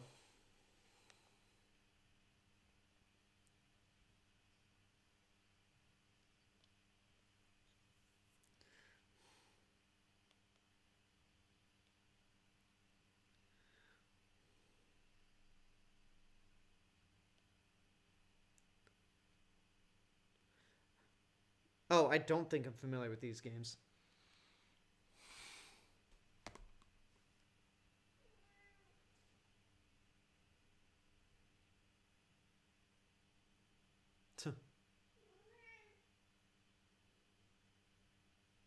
I do like that makeshift Spider-Man suit.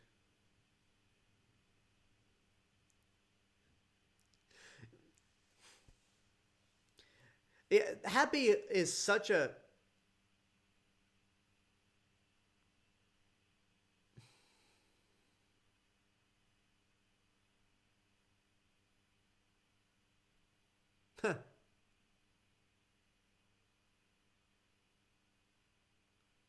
Oh, you're a rich kid. You'll be fine. Audi. This movie is such an Audi commercial. Um, yeah, I like how, as I was saying, Tony Stark. No, no, no. Happy Hogan is so like such a dick to Peter Parker throughout most of this movie, and yet Peter Parker is the only one who has the courtesy to call him head of security and not forehead of security. I have not played the Kingdom Hearts games. I'm very familiar with them, but come here, you. Come here. Um. Okay, I guess not. As I was saying, there's just something very weird about seeing Final Fantasy type characters.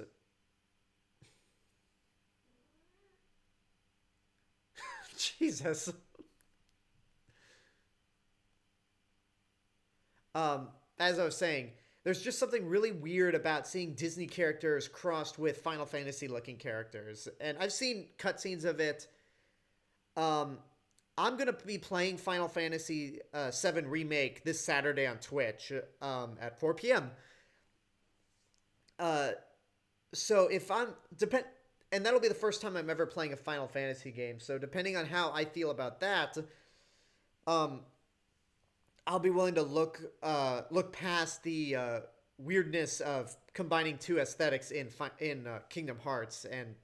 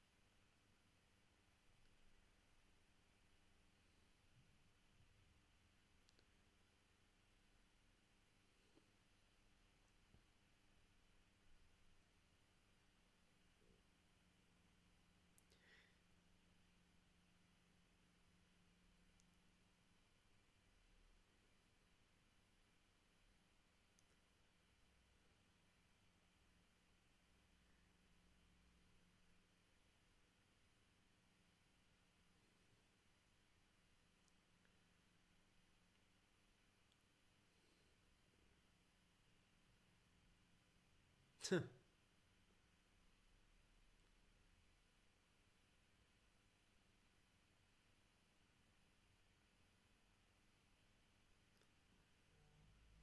like, come on, kid.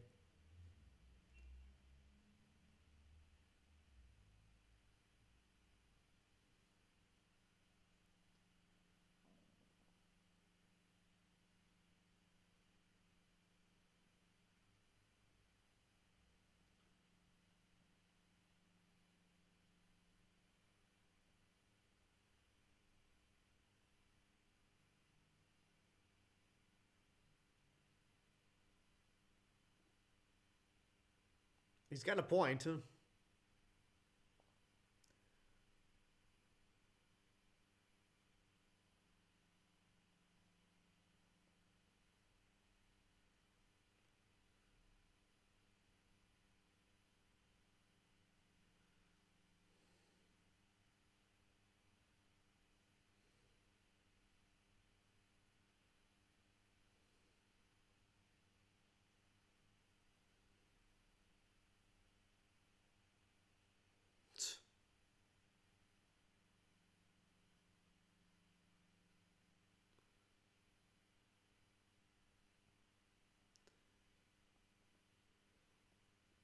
Man, that thing is durable.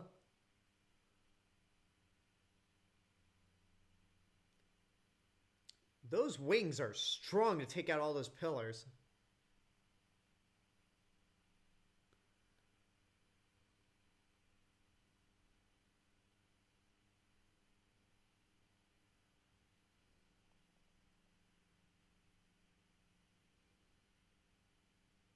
Look at Happy, all proud of himself.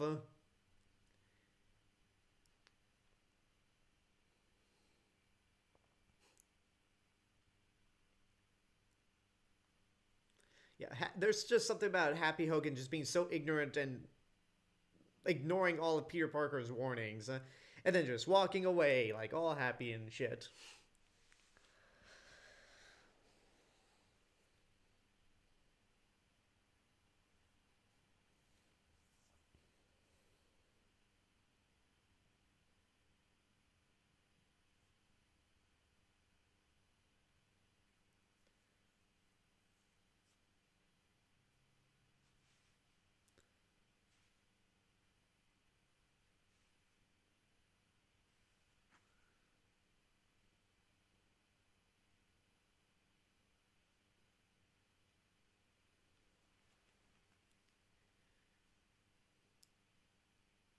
Just need some inspiration.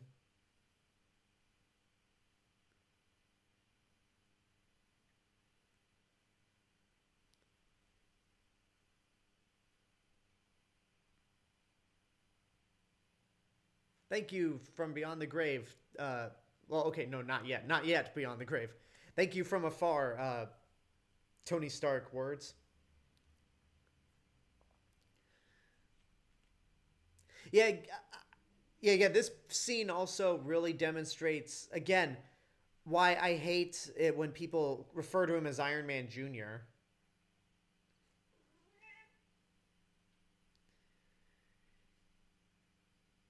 Because, yeah, all this was accomplished because he's Spider Man.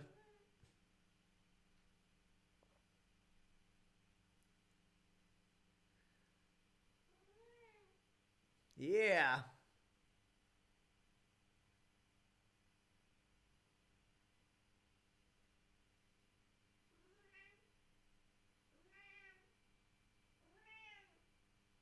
I hear you.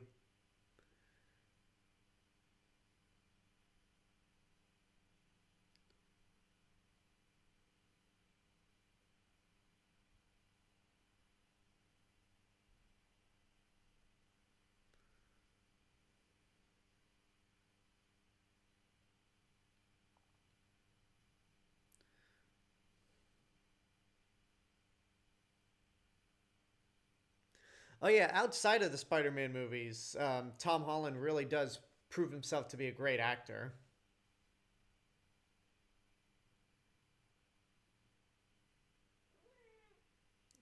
Yeah, he's fantastic.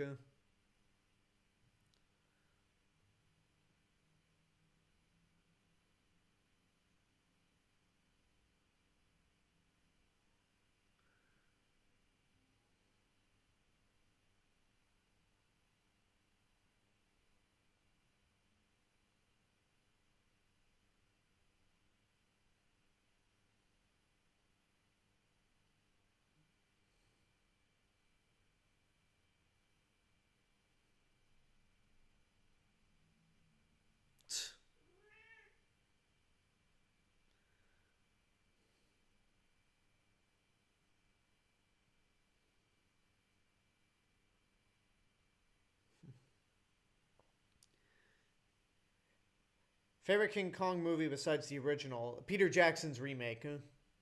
I did a Kong ranking video last year, um, last September, I think.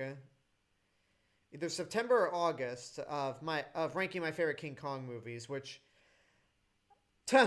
I guess I should have waited until Godzilla vs Kong came out, but yeah, what can you do? Since 2020 was a shithole year, I needed to put out some new content for people, considering that all the big major movie releases got delayed.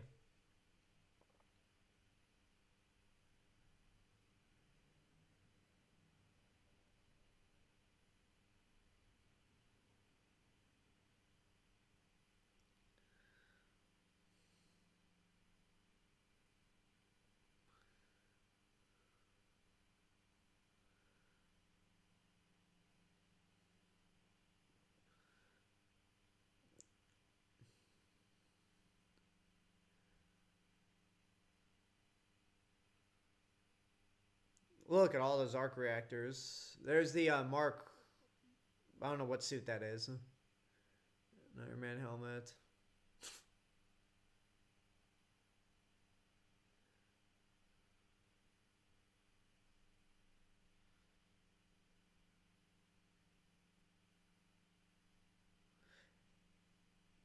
Imagine if they made a MonsterVerse game akin to Save the Earth and Destroy All Monsters Melee. I really, yeah, they should. Those were really the best Godzilla games made. Um, or I would like to see a Godzilla game or a MonsterVerse game, um, in the vein of that, in uh, in the vein of that PlayStation game I played a while back, War of the Monsters. That's a fun game. It would been. I think it would been cooler if there were Godzilla monsters in it, and Kong.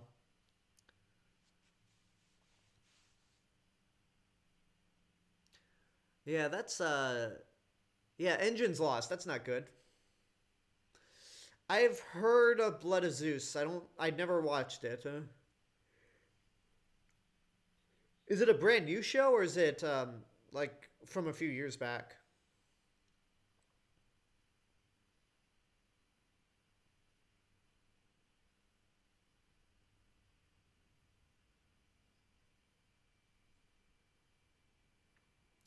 I really hate how each trailer that kept coming out for this movie just kept telling you more about the movie. Like, I'm grateful they didn't give away the twist about Adrian Toomes being Liz's dad, but I really, really did hate how every um, subsequent trailer that came out for this movie just told you more of the movie. Yeah?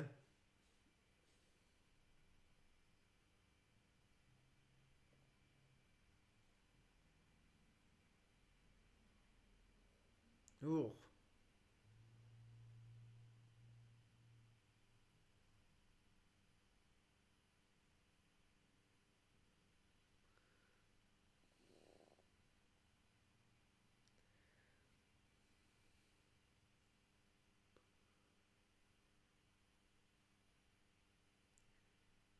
You fucked up, Happy.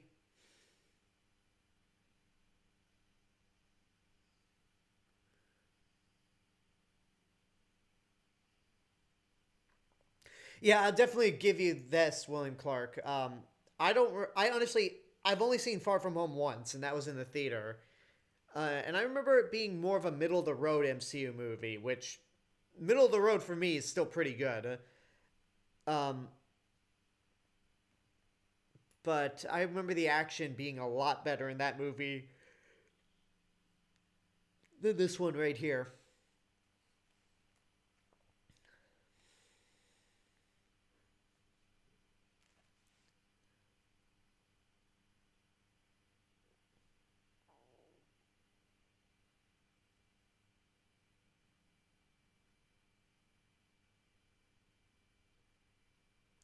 Okay, that's a cool audio effect, where it's all just kind of, and then uh, Adrian Toomes flies in, and it's back to normal.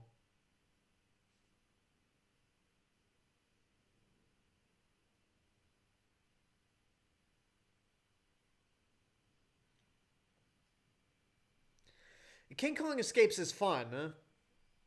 It's goofy as hell, but it's definitely a lot of fun. Certainly better than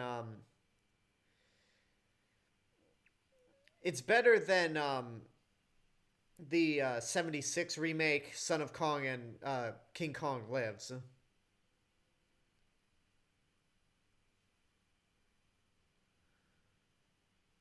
Ooh.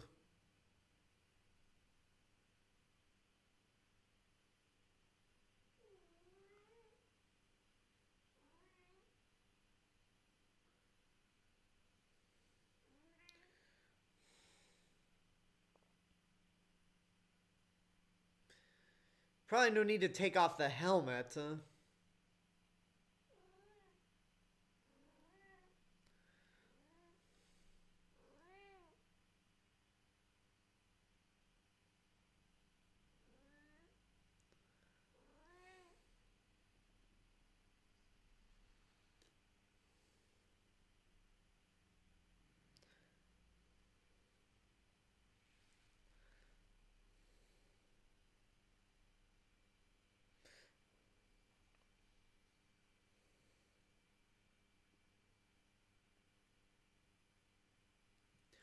Um, I love Primal Rage, DeQuantates. I wish. I don't know if I'd want a remake, but I wish they would. Well, I'd like them to do more games, but I'd also love there to be an arcade port to some of the newer consoles. Because it's like a lot of people were more about Mortal Kombat. Um, but for me, like back then, when I'd visit arcades, like in Big Bear, I remember there was this bowling alley that had an arcade stand of Primal Rage, and that was the game I was obsessed with. And I even had a couple of Primal Rage toys.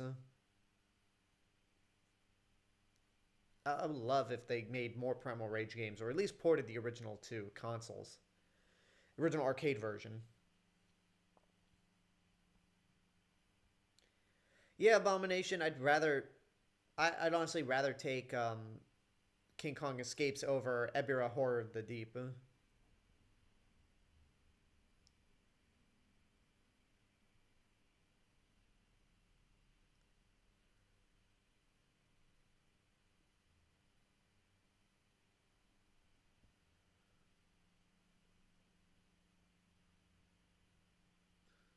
There's the Cyclone. I have not played the King of the Monsters games.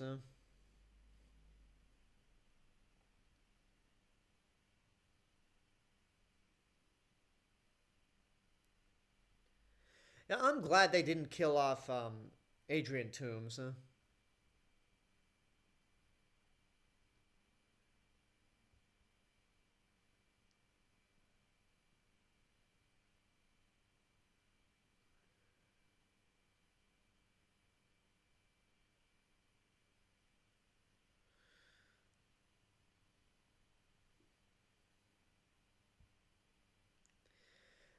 I mean, I honestly like it's because of Liz that it makes sense that Peter Parker would save Adrian Toomes.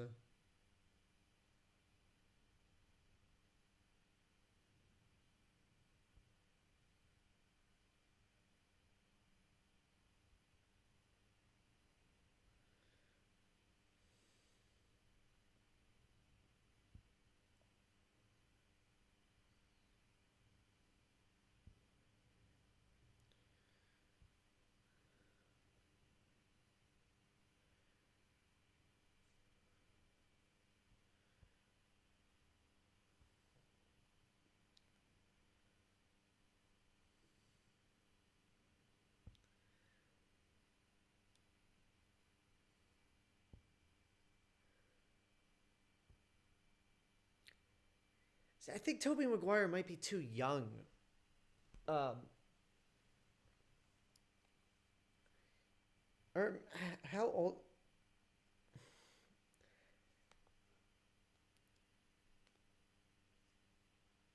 How old is he?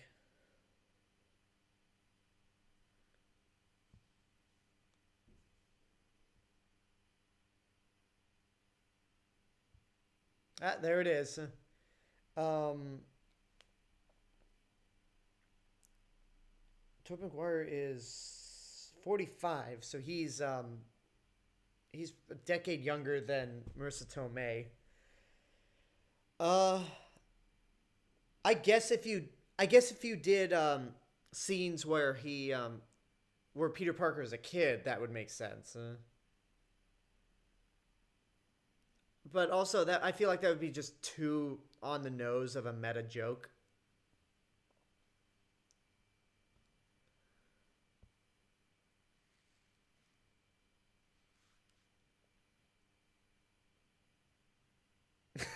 Way to ruin a tender moment. Huh?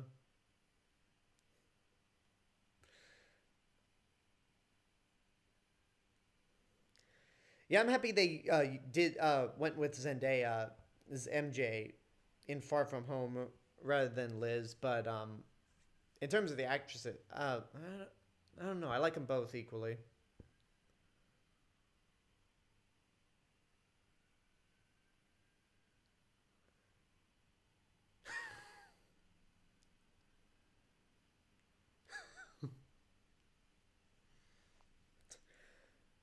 Wait, how again? Audi commercial. How long were you? How long were you in here? Long enough for it to be weird.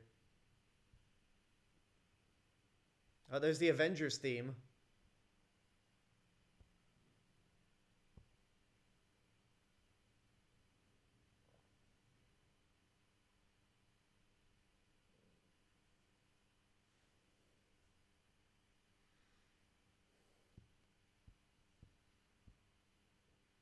I wonder who's flying that. Huh?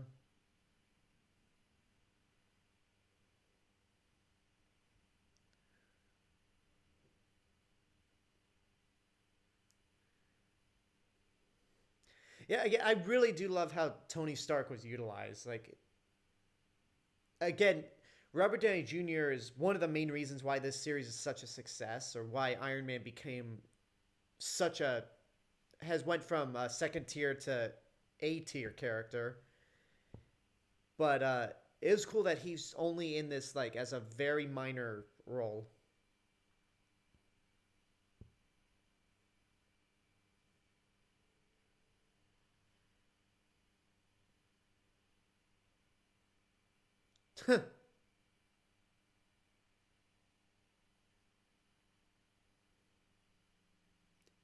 More mentoring. You barely mentored the kid at all, Tony.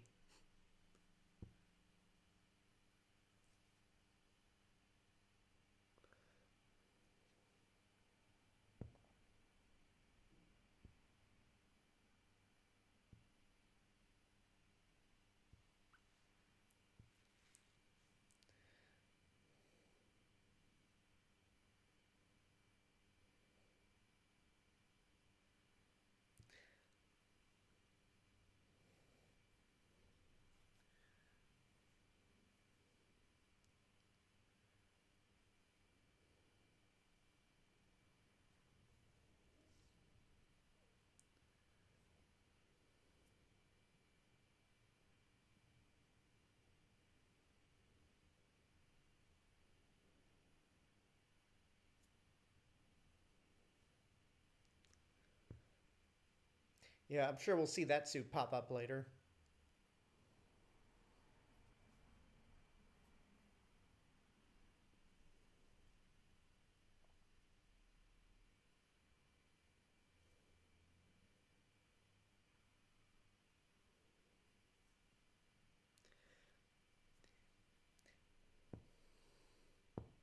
Okay, speaking of like street level heroes, while I'm pretty sure WandaVision just confirmed all the Andrew Garfield, Tobey Maguire rumors to be bullshit, or at the very least them being their versions of Spider-Man.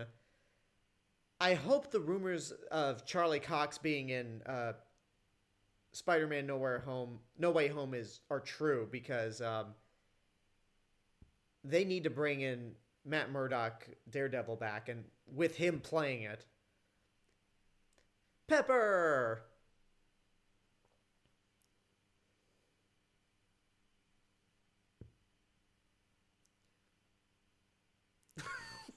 Way to put Happy in a corner.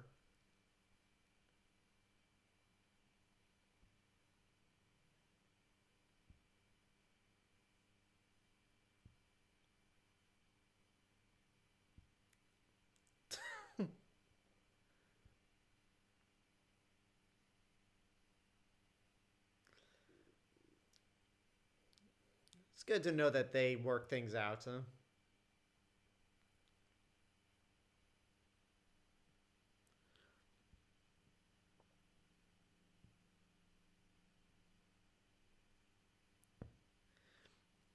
See, that's why I like Spider-Man. He's the friendly neighborhood hero, but unless it comes to global threats like Thanos, he will come to help. Huh? Yeah.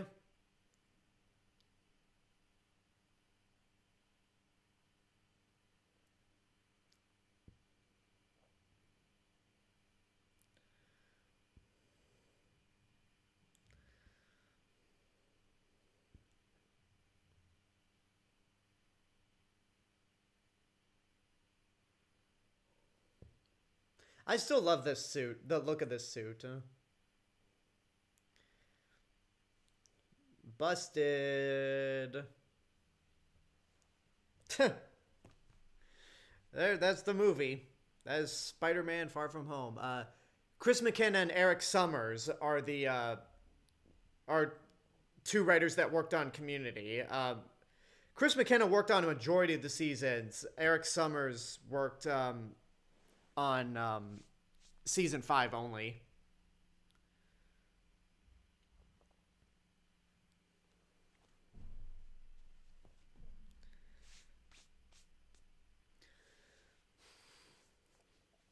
Yeah, this is such a 90s this is such a 90s high school credit sequence. Like, right down to the music.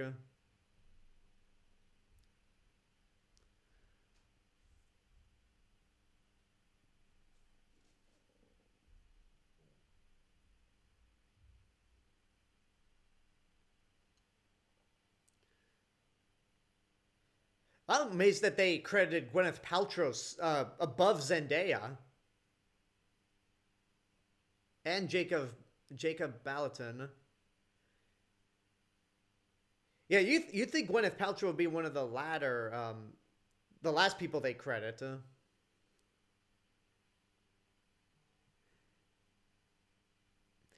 Had to drive home and switch from my phone to my computer now. All right, that's cool.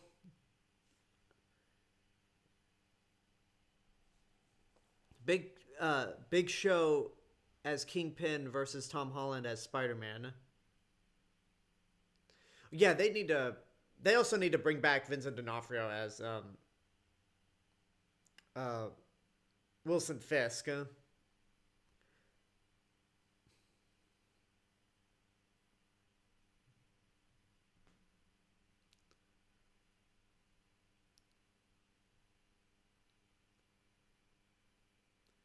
Yeah, again, the best movie that Sony released in 2017 was a movie that someone else made for them.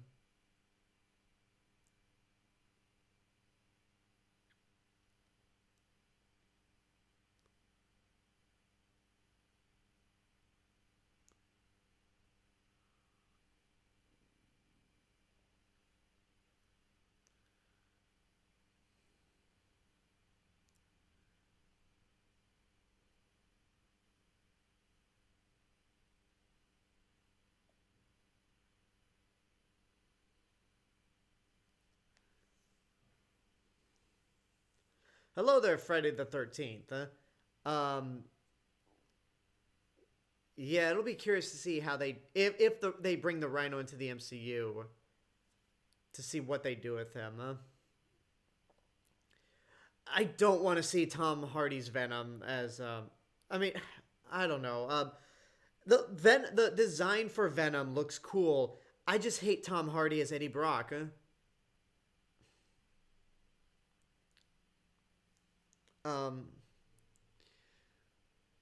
Because for me, like, I just hate how they, like, the backstory for Eddie Brock is just, like, it just doesn't work, and Venom's not really that interesting of a character in the movie, or even in general. Venom is at his most interesting when he interacts with Spider-Man. But whatever. Thank you guys for tuning in for this watch party of Spider-Man Homecoming. Since we are doing these in chronological order, Thursday is going to be Ant-Man and the Wasp. And the reason I'm doing that, considering that a lot of people save Ant-Man and the Wasp for either right before Avengers Infinity War or after Avengers Infinity War. The reason I'm going to be doing Ant-Man and the Wasp next is because it's the third part of what I call the Civil War Aftermath trilogy, yeah? Where we follow, like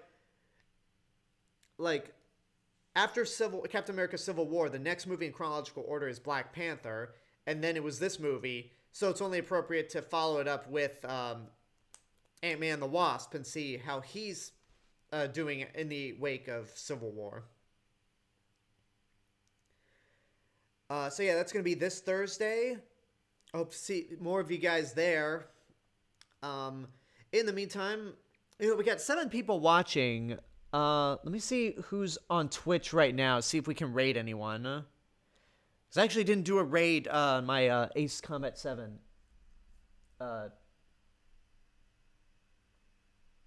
stream Sunday.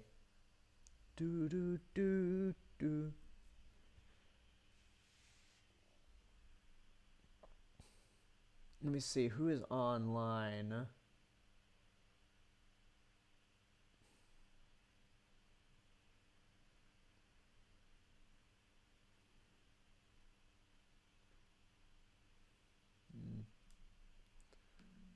You know what? Let's save a raid for Ant-Man and the Wasp.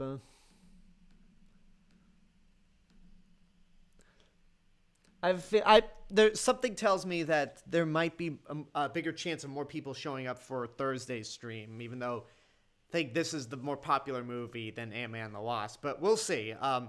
If we get enough people for Thursday's stream, we'll do another Twitch raid. But for now, let's just let the credits roll by. And I'll say that if you're watching me on YouTube, but you do not follow me on Twitch, that is twitch.tv/RealMrRobinson. I stream every Sunday, Tuesday, Thursday, and Saturday. The weekends are dedicated to video games. I'm planning to try to do Switch games in the future. Right now, I'm only doing PS4 because it's the easiest to do, but I'm hoping I can work with my capture card and just set everything up to where I can do Switch games on Twitch. And then Tuesdays and Thursdays at the moment are dedicated to these Marvel Cinematic Universe watch parties. And once these are done, I'm doing Star Wars and Harry Potter. And then after that, I don't know what I'm going to be doing. Speaking of Twitch, if you follow me on Twitch, but you do not subscribe to me on YouTube, that is youtube.com/TheRealMrRobinson. That is my main hub for entertainment, mostly movie reviews. Tomorrow, I'm going to be posting my review for the 5th Disney movie in the canon. 5th Disney movie in Disney's package film era, Melody Time. That review should be up at 9:30 a.m. Pacific Standard Time. And also, I'm going to be a guest on the Talking Disney Classics podcast, hosted by Rachel Wagger. Let me get the right info down.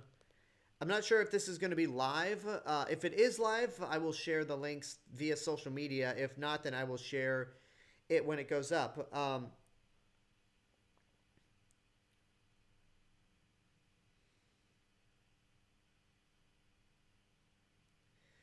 Yeah, I'll be a guest host on that podcast with Rachel Wagner and Stanford Clark. We're going to be talking about Raya and the Last Dragon, which I reviewed yesterday. So I will share a link to that show if it's live or when it goes up. And then if you like what I'm doing financially, you want to help. If you like what I'm doing on either YouTube or Twitch, you want to help support financially, you can go to patreon.com/TheRealMrRobinson. I'm still working on individual episode reviews for WandaVision. And I'm hoping to have a full-on series review this Saturday, now that the show's over. And I will be doing individual episode reviews for Falcon and the Winter Soldier once those start coming out. So you can go check that out. It's available through patrons who pledge $3 and above. But if you can't support me financially, that's totally fine. Subscribing to me on YouTube and following me on Twitch are good enough support. I take any support you guys give. And I think that pretty much does it. Again, this Thursday will be Ant-Man and the Wasp, the watch party for Ant-Man and the Wasp. And then Friday, I'll also be putting up a video on whether or not the theatrical cut to Justice League is bad. Funny enough, 2017 was a fantastic year for comic book movies, except for that. And now we're at the stinger. The stinger that proves how much Marvel loves to troll people.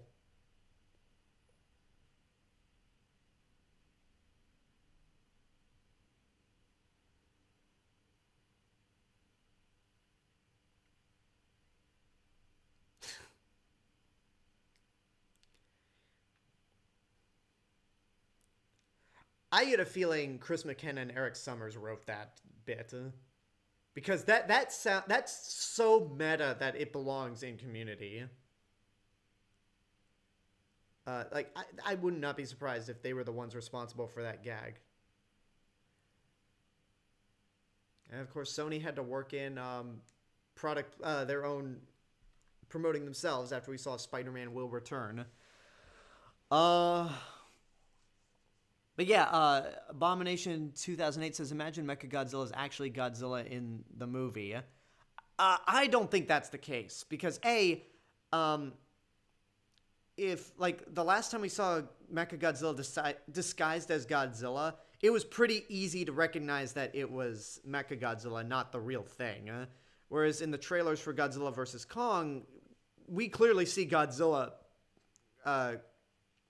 rampaging and destroying the Navy and ships and shit and fighting Kong.